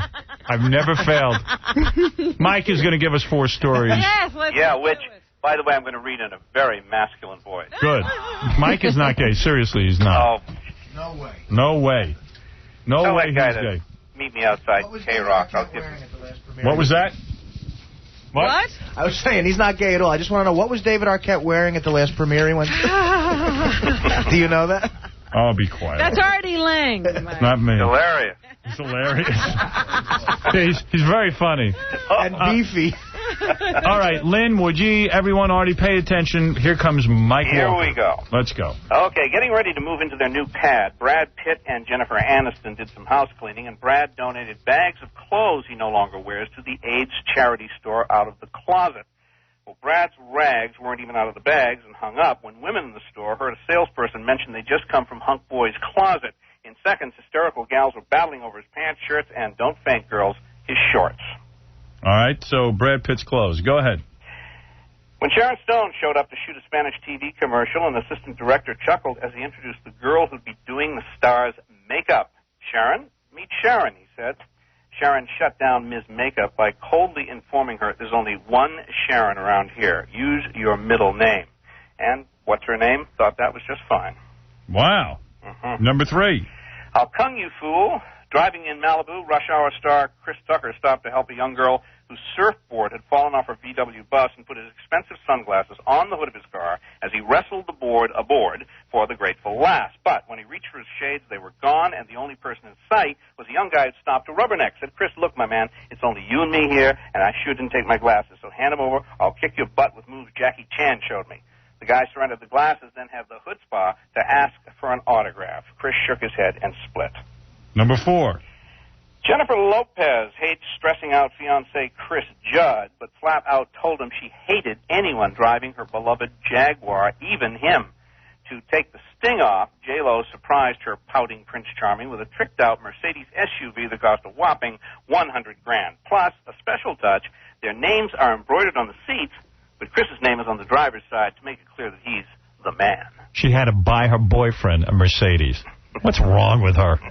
$60,000. I told you, this probably won't even make it to the wedding. All right, the first story, Brad Pitt's clothing in a secondhand store. All the girls were fighting over crazy. it. Okay. Of course. His underwear's there. It's something that seems unbelievable, but could be true. Sharon Stone insisted that the makeup woman not call herself her Sharon. Own name, yes.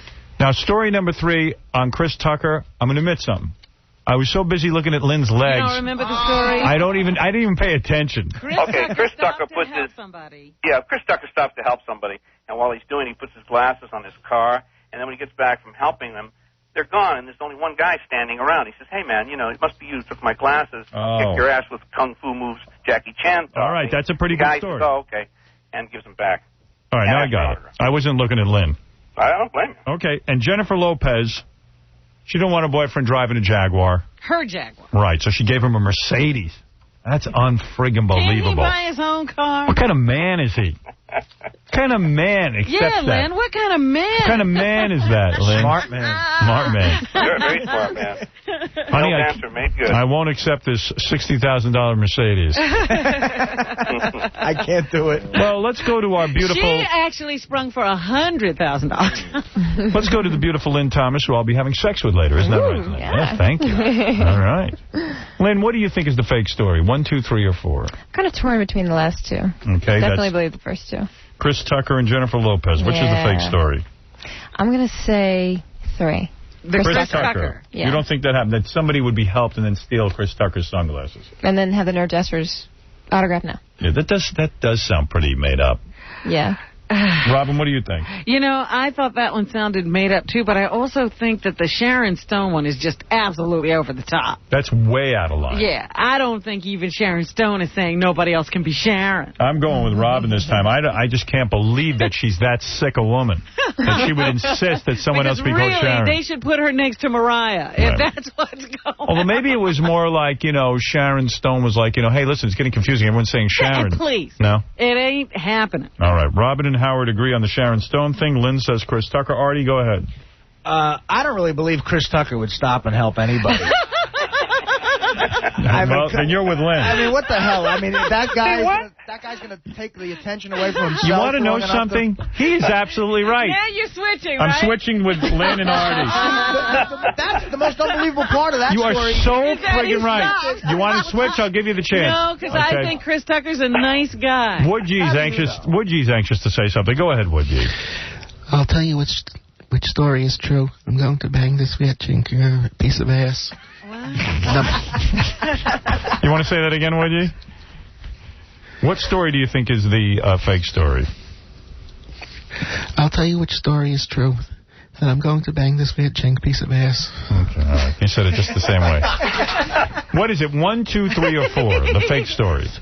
3. 3. All right. He's going with you. You're going with me. He could care less. All right, Woodgie. Well, now it's time. Is Fred playing or I don't want to let Fred play. He wins too much. Fred, you want to play? I'll say 4. Okay. No to J-Lo. No J-Lo? Why, Fred? Don't know. I think the embroidered seats are what made me think it isn't true. Yeah. All right, give us the answer. Robin says Sharon Stone. Lynn, Artie, Howard, and Woodgie say Chris Tucker would never help anybody. No way. And Jennifer Lopez, it's Fred. Fred's choice. Fred. Mm-hmm. Well, Howard, you were on your way to a win, and you wavered at the last minute. I did. Robin is the winner. Sharon Stone item. is fake. It is fake. That's a great item. For Sharon Stone, that was over the top. I wish it was true. I know it'd be great if it was, but nobody's doing it. Let's just say it was true. Yeah. Mike Walker, nobody is better than you. Go to nationalenquirer.com and play the Mike Walker game online and have fun with that. Thanks, Mike. Okay, thanks a lot, guys. Bye. That's the great Mike Walker. Lynn Thomas, what can I say, my love? You two have to part? I mean, it's such a love thing. Parting is such sweet sorrow. Yes. You're one hot babe. You can go to thomastime.com and see this beautiful woman who told us that beautiful story about being naked with a man and banging him. How many times did you have sex with that guy that night? Twice. Twice. Yes. Wow. Oh, that had to be great. I need 5 times. I would be very quick. 2 seconds, I'd be done. You wouldn't even know what hit you. I would have to mail her. That's famous sex? What is that, Artie? I would have to mail her my orgasm. Really? Why is that? If she told me on the phone to come over, I wouldn't be able to last. On the way over? I wouldn't get out the door in time. I'd have to put it in like a FedEx or something. Yeah, we're not used to women as good looking as you. You can understand that. Lynn Thomas will be at Twirl Nightclub on West 23rd Street in Manhattan. You better get over there. Saturday night. You're not going to be naked, though. I won't be naked. You'll be partying I'll be with wearing people. something skimpy. But you'll be partying. Yes. You're a hot chick. Listeners are invited to mention Lynn's name at the door and get in half price. For details, go to VIPguestlist.com. Log on to Lynn's personal website at thomastime.com. Woodgie, thank you so much. Good luck with you. A final word, Woodgie. Anything you want to say to Lynn? I have salt and pepper pubic hair. If you want to say something nice, now go ahead, it's your chance. Now's the time. Are you like a microwave? Do you get hot when I stick the meat in you? Woodgie, you're a famous film director. You obviously are attracted to Asian women. Do you want to say something nice? All right, I can see he doesn't want to say anything nice. Do you want to say something nice? There's nothing nice in him. Number 3.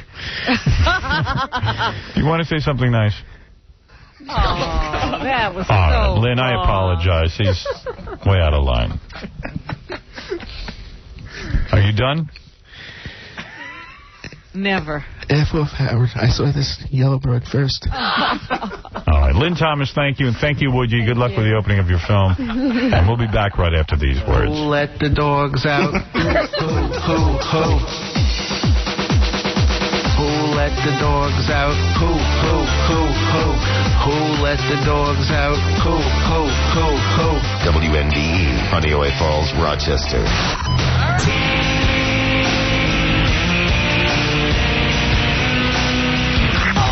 I never heard of putting cologne on your buttocks. It's the Howard Stern Show.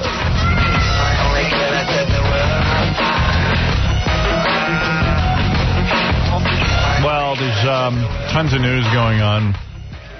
Yeah, baby.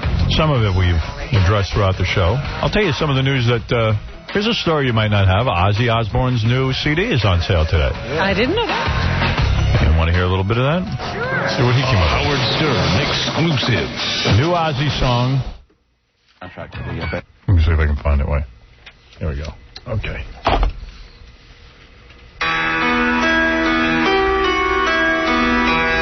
This is Ozzy? Yeah. This one's called Get Me Through. From the CD Down to Earth. Brand new Ozzy Osbourne. Friend of the show. There you go. So it starts out wimpy and then it kicks ass. Out of respect for the Levy family, I will not play the rest of it. I believe it. When I'm with a woman. I believe it with you, and I believe it with Ozzy. The blizzard. Sounds good. I was making some time with Lynn Thomas on the way out. I thought you two were going to just... do it. She did it on the couch with the other guy, and she was sitting on the couch here. I thought it's an Hey, now. It's hard to get on top of her with Artie on top of her already. I was doing what I could. She put that bra on quick when I went over there, though. Oh, yeah. Man, she right away. Artie goes, oh, I'd like to feel your breast. And she just, like, whipped it on. What am I supposed to say? Dude, you should have just ran over there. Are you sure they're real? He said, I don't believe they're real. Yeah, Gary. Hey, that Ozzy song doesn't go on sale till October 16th. You just have it so early because, you know, you're a pal of Ozzy's. Is that right? You mean you can't even get what you just did? You can't get that. Nope. What I just played, you can't have. You're the only one who has it. How about that? I'm the only one, because I'm Ozzy's pal.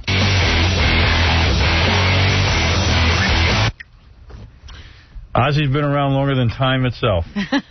Ozzy will be here after we leave this planet. That's right. He's like a roach. Ozzy's like a roach. Unbelievable. Ozzy, you're like a roach. Love Ozzy. I do, too. Yeah. Love when he comes on with his kids, too. That's beautiful. Or his wife. Yeah, that's great, too. Oh, they're all wonderful. Here's a guy who made it. I know you're going to do some Gary Condit stuff. So yeah, because I have other people's reactions besides ours. Here's a guy in Philly who made a prank call to CNN about Gary Condit. Okay. Go ahead. Here you go, Howard. You want to hear it? Let's hear it, buddy. All right. In the D.C. police these days, but maybe we're just watching too much TV. I don't know. Peter in Pennsylvania is on the line. Go ahead, Peter. Hi, I just want to say that the reason Gary Condit is being treated as a suspect is because Howard Stern is... Oh, on my birthday, no less, a Howard Stern call, please. Please. So boring. It's an outrage. Kathy on the phone in It's California. boring because you didn't let him finish. Yeah, he never said anything. Yeah, they cut me off right away. Wow. That's not fair.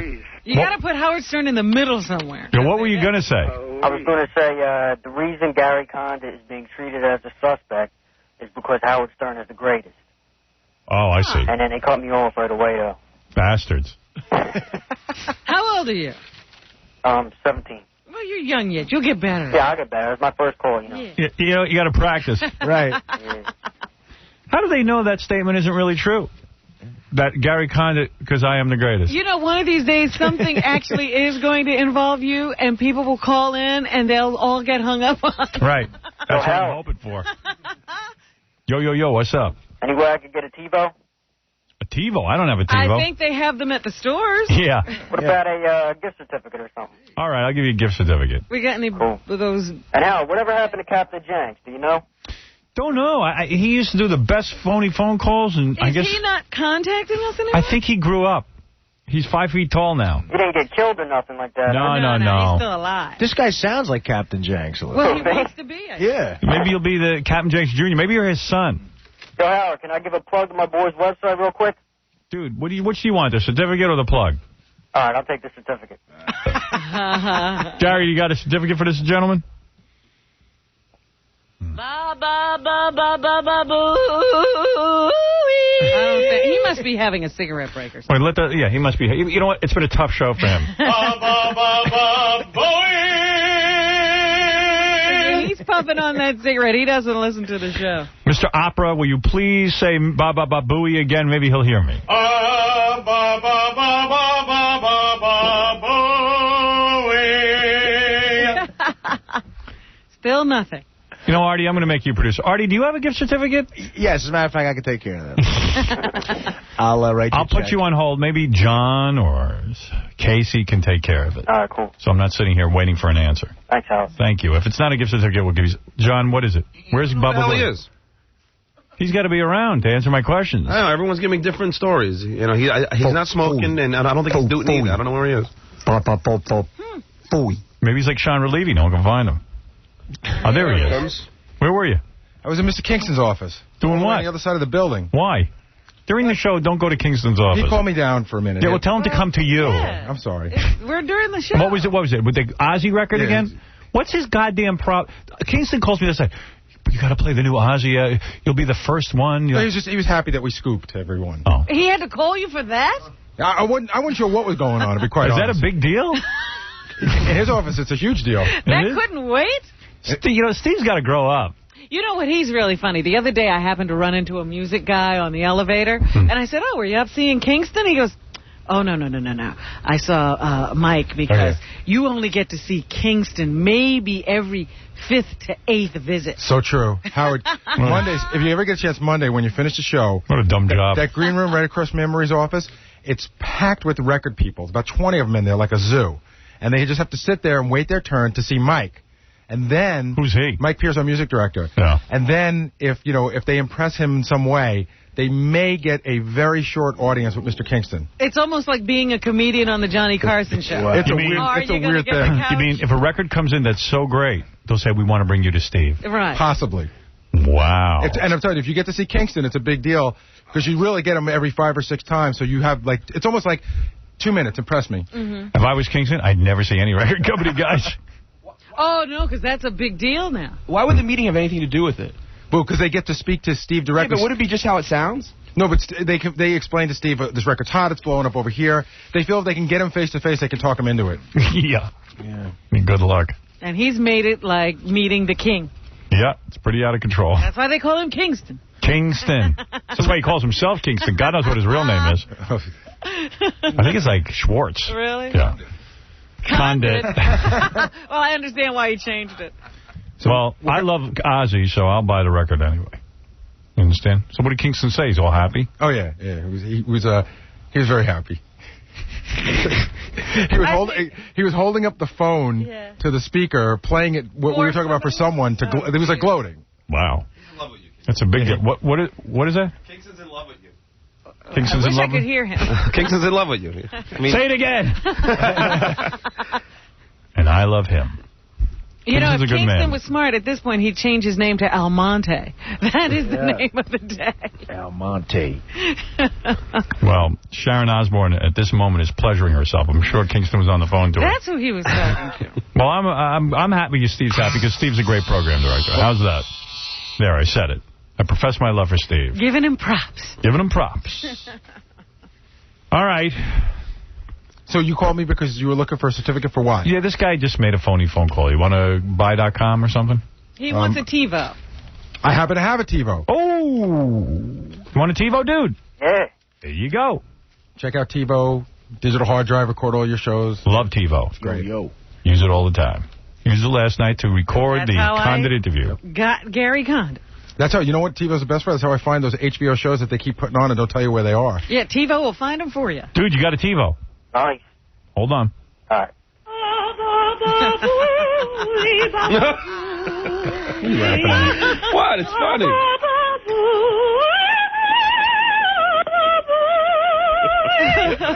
Baba Booey to the rescue. Baba Booey,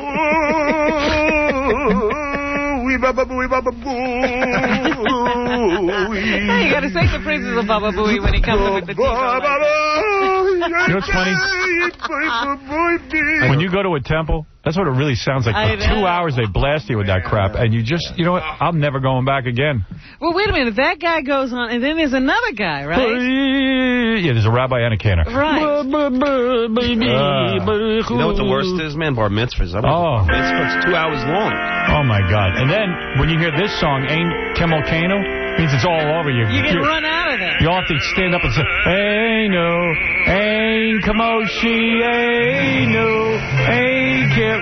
Honey, get the keys in the car. We're going home. What does it mean, this song? I don't know. Oh, wait a minute. You're driving a car? I thought you couldn't drive. Sure you can. Oh.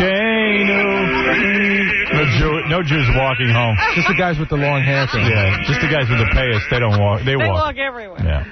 They won't give them a license. I see guys in the city, it's 90 degrees out, and they have the hats on, and they're wrapped up in a black coat. Well, that's not like real Jews. I mean, that's like super Jews. That's like Amish almost. But wait a minute. Why is the hat never the right size? It's always big. Don't ask me. Look at me like I know. What? I'm asking everybody. Nah, you're asking me. You know. Well, you're the only Jewish guy here. Paranoid. Racist. My other yeah, go ahead. You're getting paranoid. My other question is, how do you get those payas on a 6-year-old? Oh, I hate to see that. That's very odd. Yeah, those are wild. Anyway, Cabby wants to comment on Gary Condit. Oh, no. Yeah. He's a bag. You know. You should talk. No, I just think that Gary Condit was completely lying. You can see it in his face. He killed her. He had something to do with it. It's sort of like when you say, Tom, I'm off the drugs, and you're not. No, I'm really off the drugs. Come on. Give me credit. Give me credit. I've been doing good. Minus a broken window. All right. Thank you, Cabby. Hey, Howard. Yep. I haven't been getting any good email, man. Tell them to email me. crazycab@hotmail.com.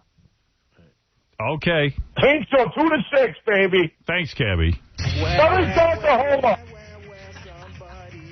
Help me. Oh, my goodness. To refresh everybody's memory about the Gary Condit interview last night with Connie Chung, it was the big night.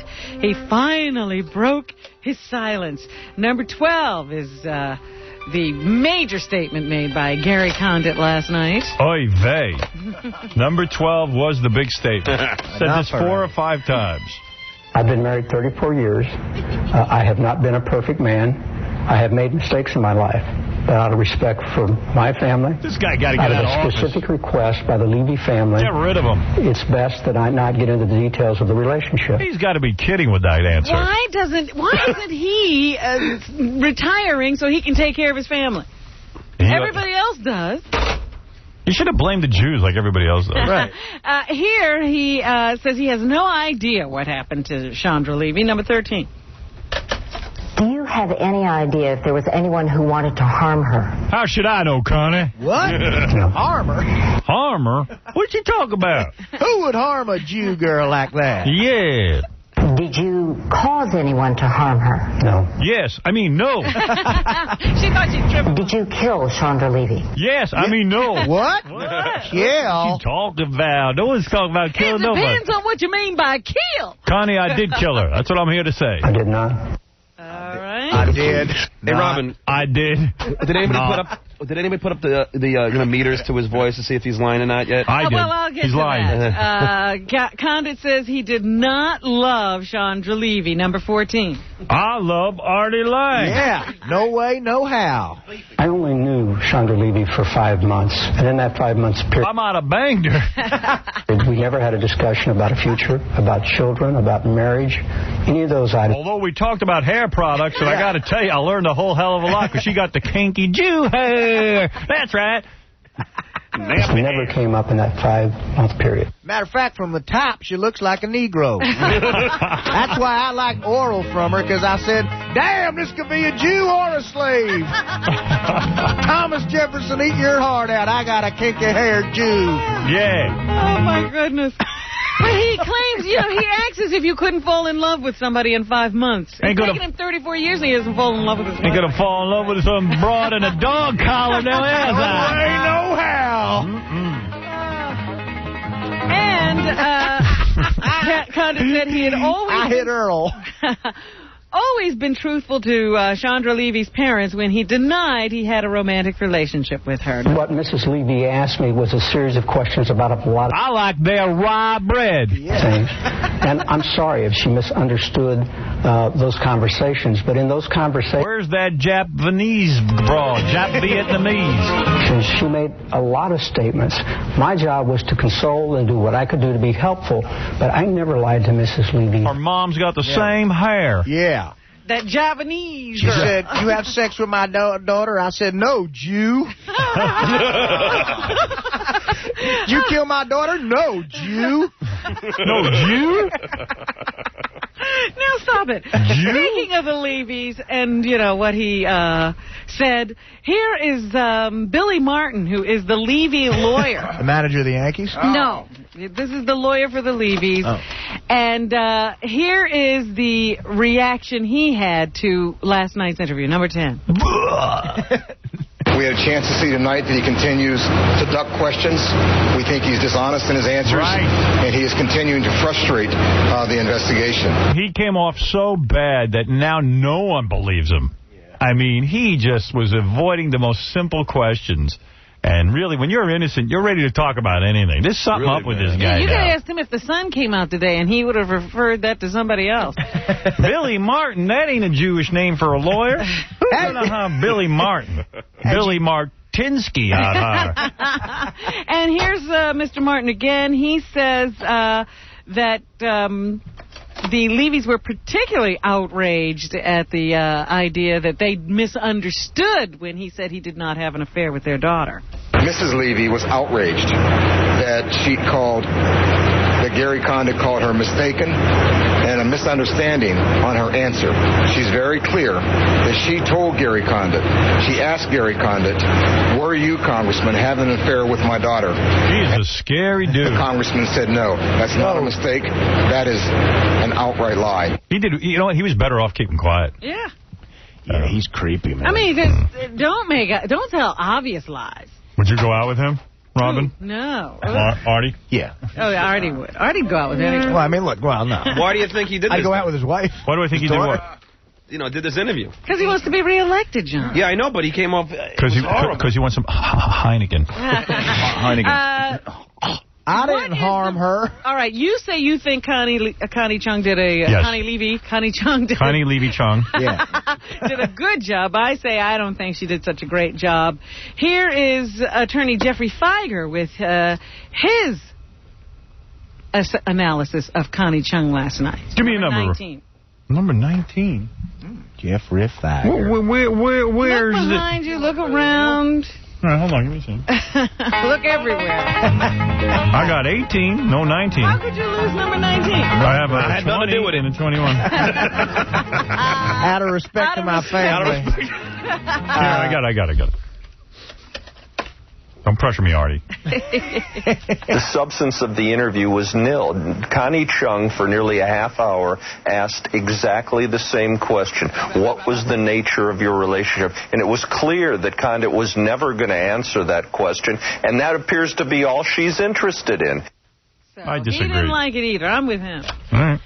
Meanwhile, here's a political analyst, Dr. Larry Sabato, and he analyzes Condit in the interview and decides whether he did himself any good last night. Number 16.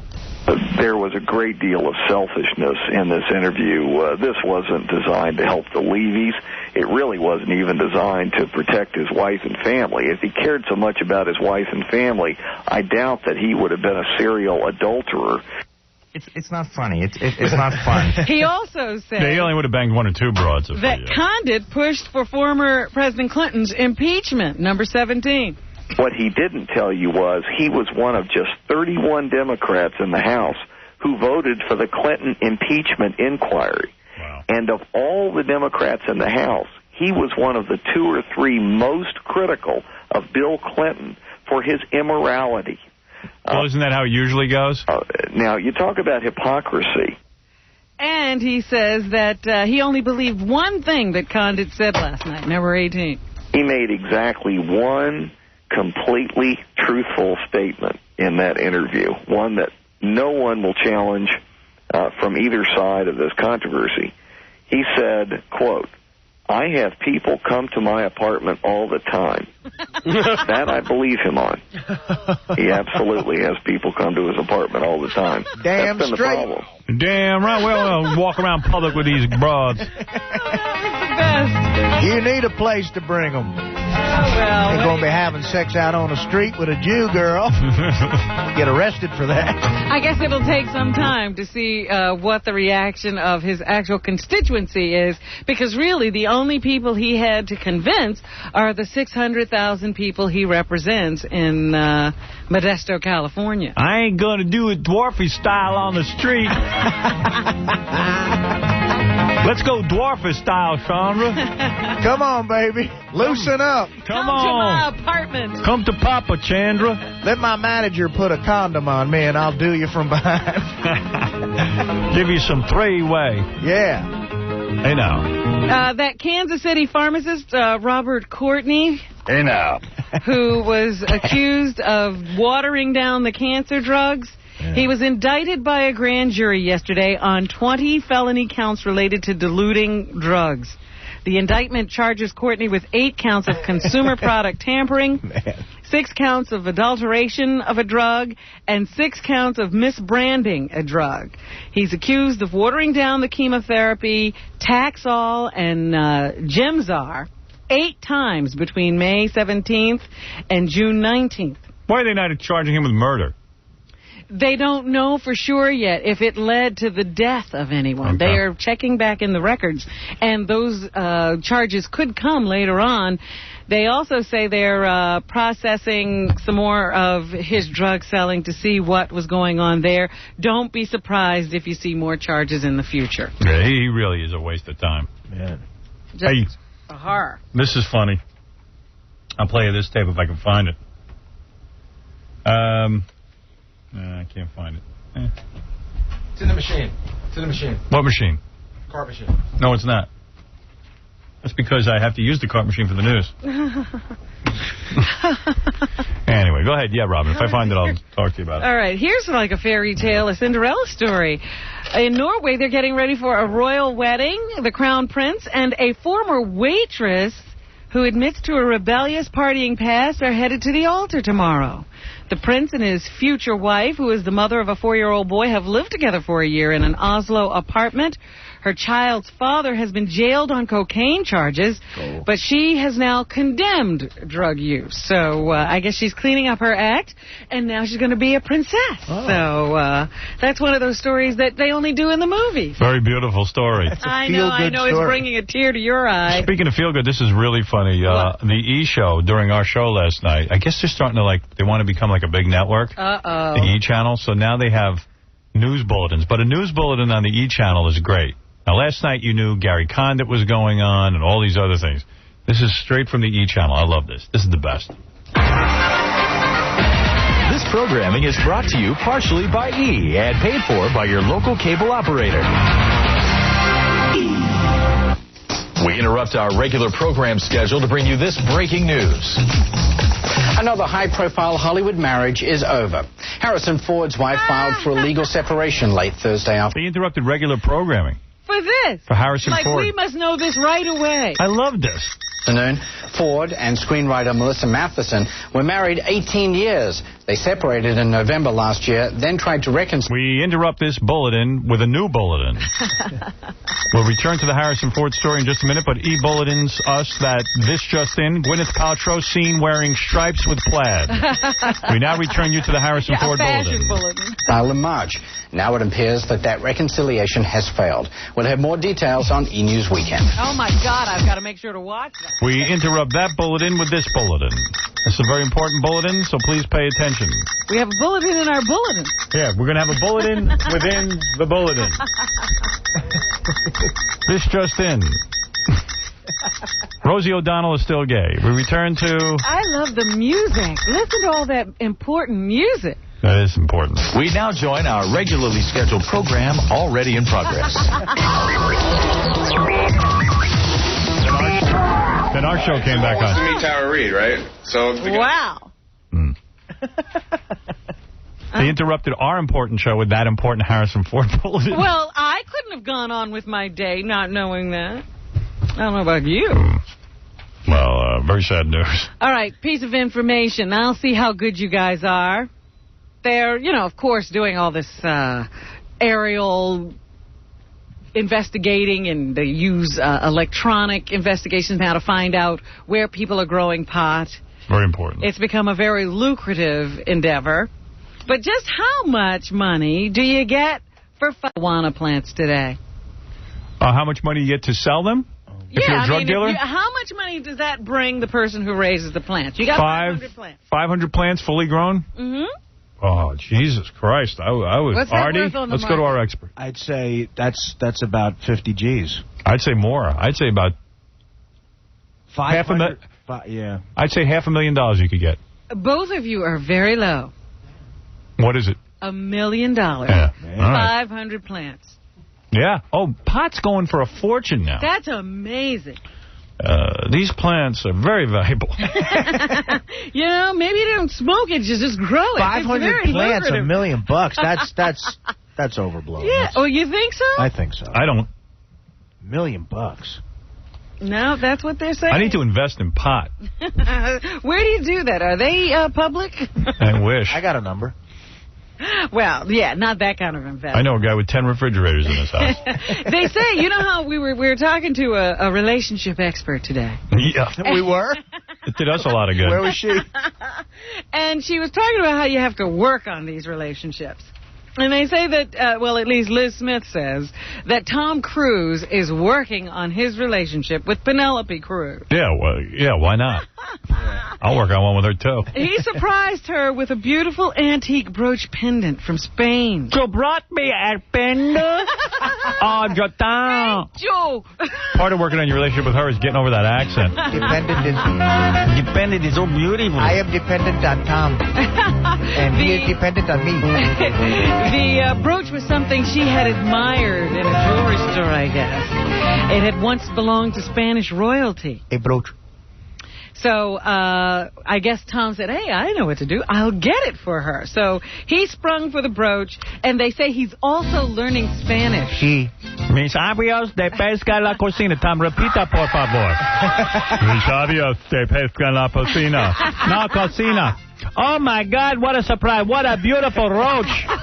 No, that's a brooch, you idiot. I say roach. What a nice brooch. chicken. What a nice chicken. Oh, Tom, thank you for the chicken. Did you say chicken? It's not a chicken, it's a rooster, you idiot. It's a brooch. Not a roach. A roach. Rich. So anyway, Penelope feels that's the most romantic gesture of all, that he's learning Spanish. Penelope. Rich, you're on the air. Hey, Howard. They did a piece on ESPN last night. They said that all but 9 of those kids from the Bronx team were born in the United States, actually in the Bronx. And all but, I think, 3 of them were born outside. Oh, yeah? Yeah. Well, that's good. So all you guys can sleep a little easier tonight knowing that you can root for a legally winning team. Yeah. What about their ages? Do they say they're most of the kids are 12, right? Yeah, they are 12. And Almonte was on the team last year, and they said that this year he hasn't even given up a run all season. He does have a deep voice for a 12-year-old. You got to admit that. Well, he does, and he has a pretty good grasp of the English language, too, if you heard him interviewed. Yeah. He doesn't speak a lick of English. Yeah, I'm rooting for him anyway. I don't care. Oh, me too, and I'm not even in New York, and I'm still rooting for him. There you go. All right, and I think this Sunday, ABC's putting the final game on. Right, and they play tomorrow, too. They play Florida tomorrow. What time? I'm not sure, but that's the team that Almonte threw the perfect game against the other night. So yeah, they've already beaten them once. Right. Almonte's not pitching tomorrow. No. We're talking about them like they're a National League team. Almonte's not pitching tomorrow, but he'll probably pitch the final game if they make it into He'll pitch Sunday if they win tomorrow. I got to watch that. They're actually more exciting than these national teams. Yeah, ESPN2 is carrying the games, and then on Sunday, ABC carries the final game. Thank you. All right, thanks. Right. All right. Also in the news, they say that O.J. is getting back into show business. He is in Miami, of course, has been living in Florida for several years, and they have announced that tonight he'll host a hip-hop show. I would love to. Down in Florida. It'll be at the Tejo Arena in Estero. Among the entertainers represented will be Wyclef Jean, Foxy Brown, and Lil Mo. And now, ladies and gentlemen, here's my main woman, Foxy Brown. Hip-hop, hippity-hip. I'll kill Nicole, and you'll watch my beep. Oh, I can't say that. Hey, look out. Simpson will co-host with Capone and Noriega. Yo, what? So it's 3 criminals. 3 famous criminals are hosting. OJ's kids are also expected to show up. Capone and Noriega just rap stars. They're not criminals. Oh, okay. I'm sorry. Well, he's talking about the real Capone and Noriega. Anyway. They all might be criminals, actually. Now, Capone, Noriega, Simpson. All on one stage. There was something that came out in the paper the other day, and I've been meaning to address this because I actually am going to defend some stars, which is something I very rarely do. Good for you. They were saying that actor Tobey Maguire, the guy who is playing Spider-Man, has been named the hardest celebrity to get an autograph from. Because no one asked him. Autograph Collector magazine claims that Maguire is so wrapped up in his own egotistical web that he has earned the distinction of being the worst signer of the year. Other celebs who were cited for their reluctance to sign included Catherine Zeta-Jones, Sean Connery, and Winona Ryder, who the mag claims still likes to use the exclusive that she only signs for children. Now, part of the reason some celebrities have become less willing to sign these autographs is because these collectors make money. This is no longer just fans coming up to ask for a signature. These are people in business to make money, and they take these signatures and they sell them. I see this as an issue, very important. Maybe there's some validity to not just willy-nilly signing your name, because this isn't kids, this is adults who figured out how to make a living. This is true. I will rarely sign autographs. Artie Lang won't. Really? Yeah, I rarely do. The collectors are making 3-4 cents of an autograph. And at that rate, they'll be very rich. Don't make a mockery of Not from me, man. Your cause. How dare you? Wait, there's an E-News Bulletin. Robin has stopped signing autographs. No, I still sign. I sign for anybody. But there could be some reason, like, you don't want to just help people make money off your signature. Local cable operator. We interrupt our regular program schedule to bring you this breaking news. Harrison Ford has left his wife. We now return you to the Howard Stern Show. To that horrible Howard Stern Show. I forgot to mention, the Powerball lottery. Yes. The drawing is tonight. Yes. And they say the jackpot will be somewhere over $300 million, probably. They've been selling tickets at an incredible clip, so much so that yesterday, Greenwich, Connecticut, sought relief, and they finally banned sales of the Powerball lottery tickets for the day. Wait, there's an E-Bulletin. Do we have to interrupt? This just in, most E-reporters are homosexual. We now return you to our regularly scheduled programming. They did this, Howard, because they said the lines were becoming a public nuisance. People couldn't get to their homes, and the people on the lines were just using the bathroom anywhere, because they didn't have the proper facilities for these kinds of crowds. Disgusting. Gary, you want to comment on this? You are a Connecticut resident, so we now interrupt this programming to bring you Gary. Baba Booey. Go ahead, yes? What Robin said is true. What? You want to say something? It was just really hard to get home yesterday. I practically drove through the woods at one point because you just couldn't get anywhere. Justin, you're on the air. Yeah, I just want to know why Casey sounds so gay. Because he is. Because he's gay. The girls, and he's like, oh, look at her dumper. All right, whatever. What do I know? He's pretty gay. Okay, thank you. All right. Yuri, an exclusive. Yuri Karatkov is from a Russian language station in Sacramento, California, where the Ukrainian guy offed 6 of his family members. And that guy made the FBI's 10 most wanted list yesterday. The FBI considers him very dangerous, and if someone is helping him, they may become his next victim. So you got to watch out for this guy. And here's Yuri Karatkov, who is the radio commentator, to tell us how the entire Russian community of Sacramento feels. All people in the Russian community, because we want to blame all Russians for this, are under the fear of the death. The fear of a diff. Thank you. Very good. Okay. Thank you. Anyway, that guy's still off running around. They say he probably had ties to, organized crime or something and has access to money. So that's why he's been able to stay on the lam so long. But the FBI really wants him. Dan Aykroyd is in the new Woody Allen film. I don't know if you knew that. I know it. It's not funny. It's not fun. Right, Billy. Aykroyd says... or was asked if he always wanted to work with Woody, like most people in Hollywood. Number 4.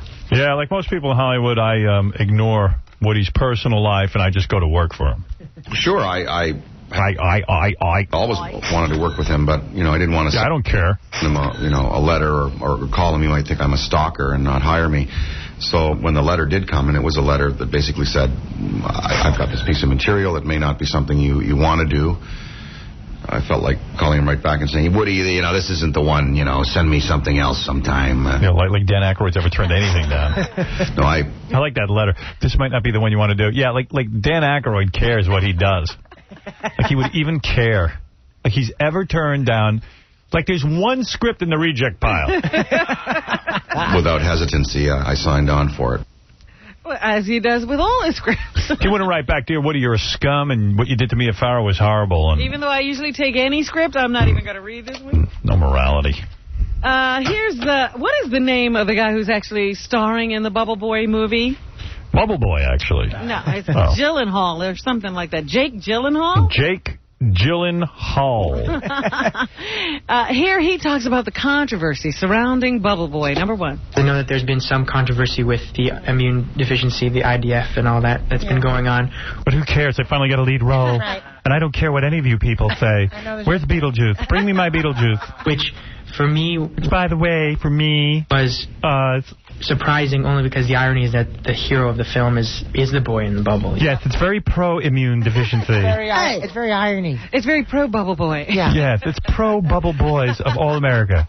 He's the hero. So, and anyone who realizes that Afro Man song is not for drugs and Bubble Boy is for immune problems. Yeah. Who sort of crosses his path. We don't make fun. We are really trying to present them as regular people.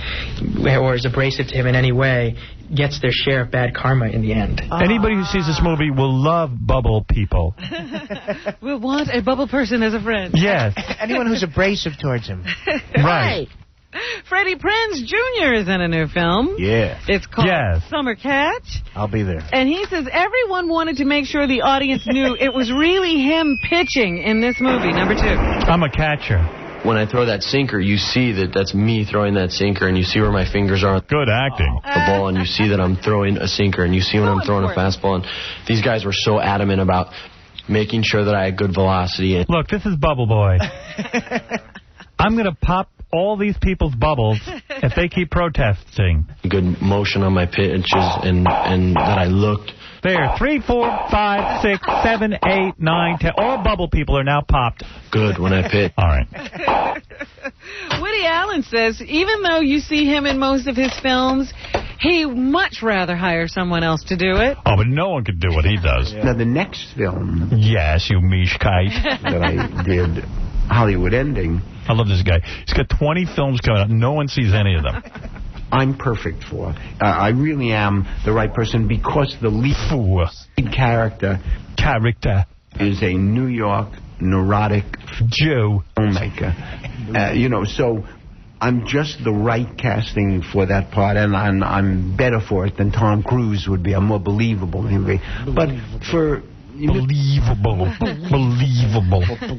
Oh, a ton of my stuff.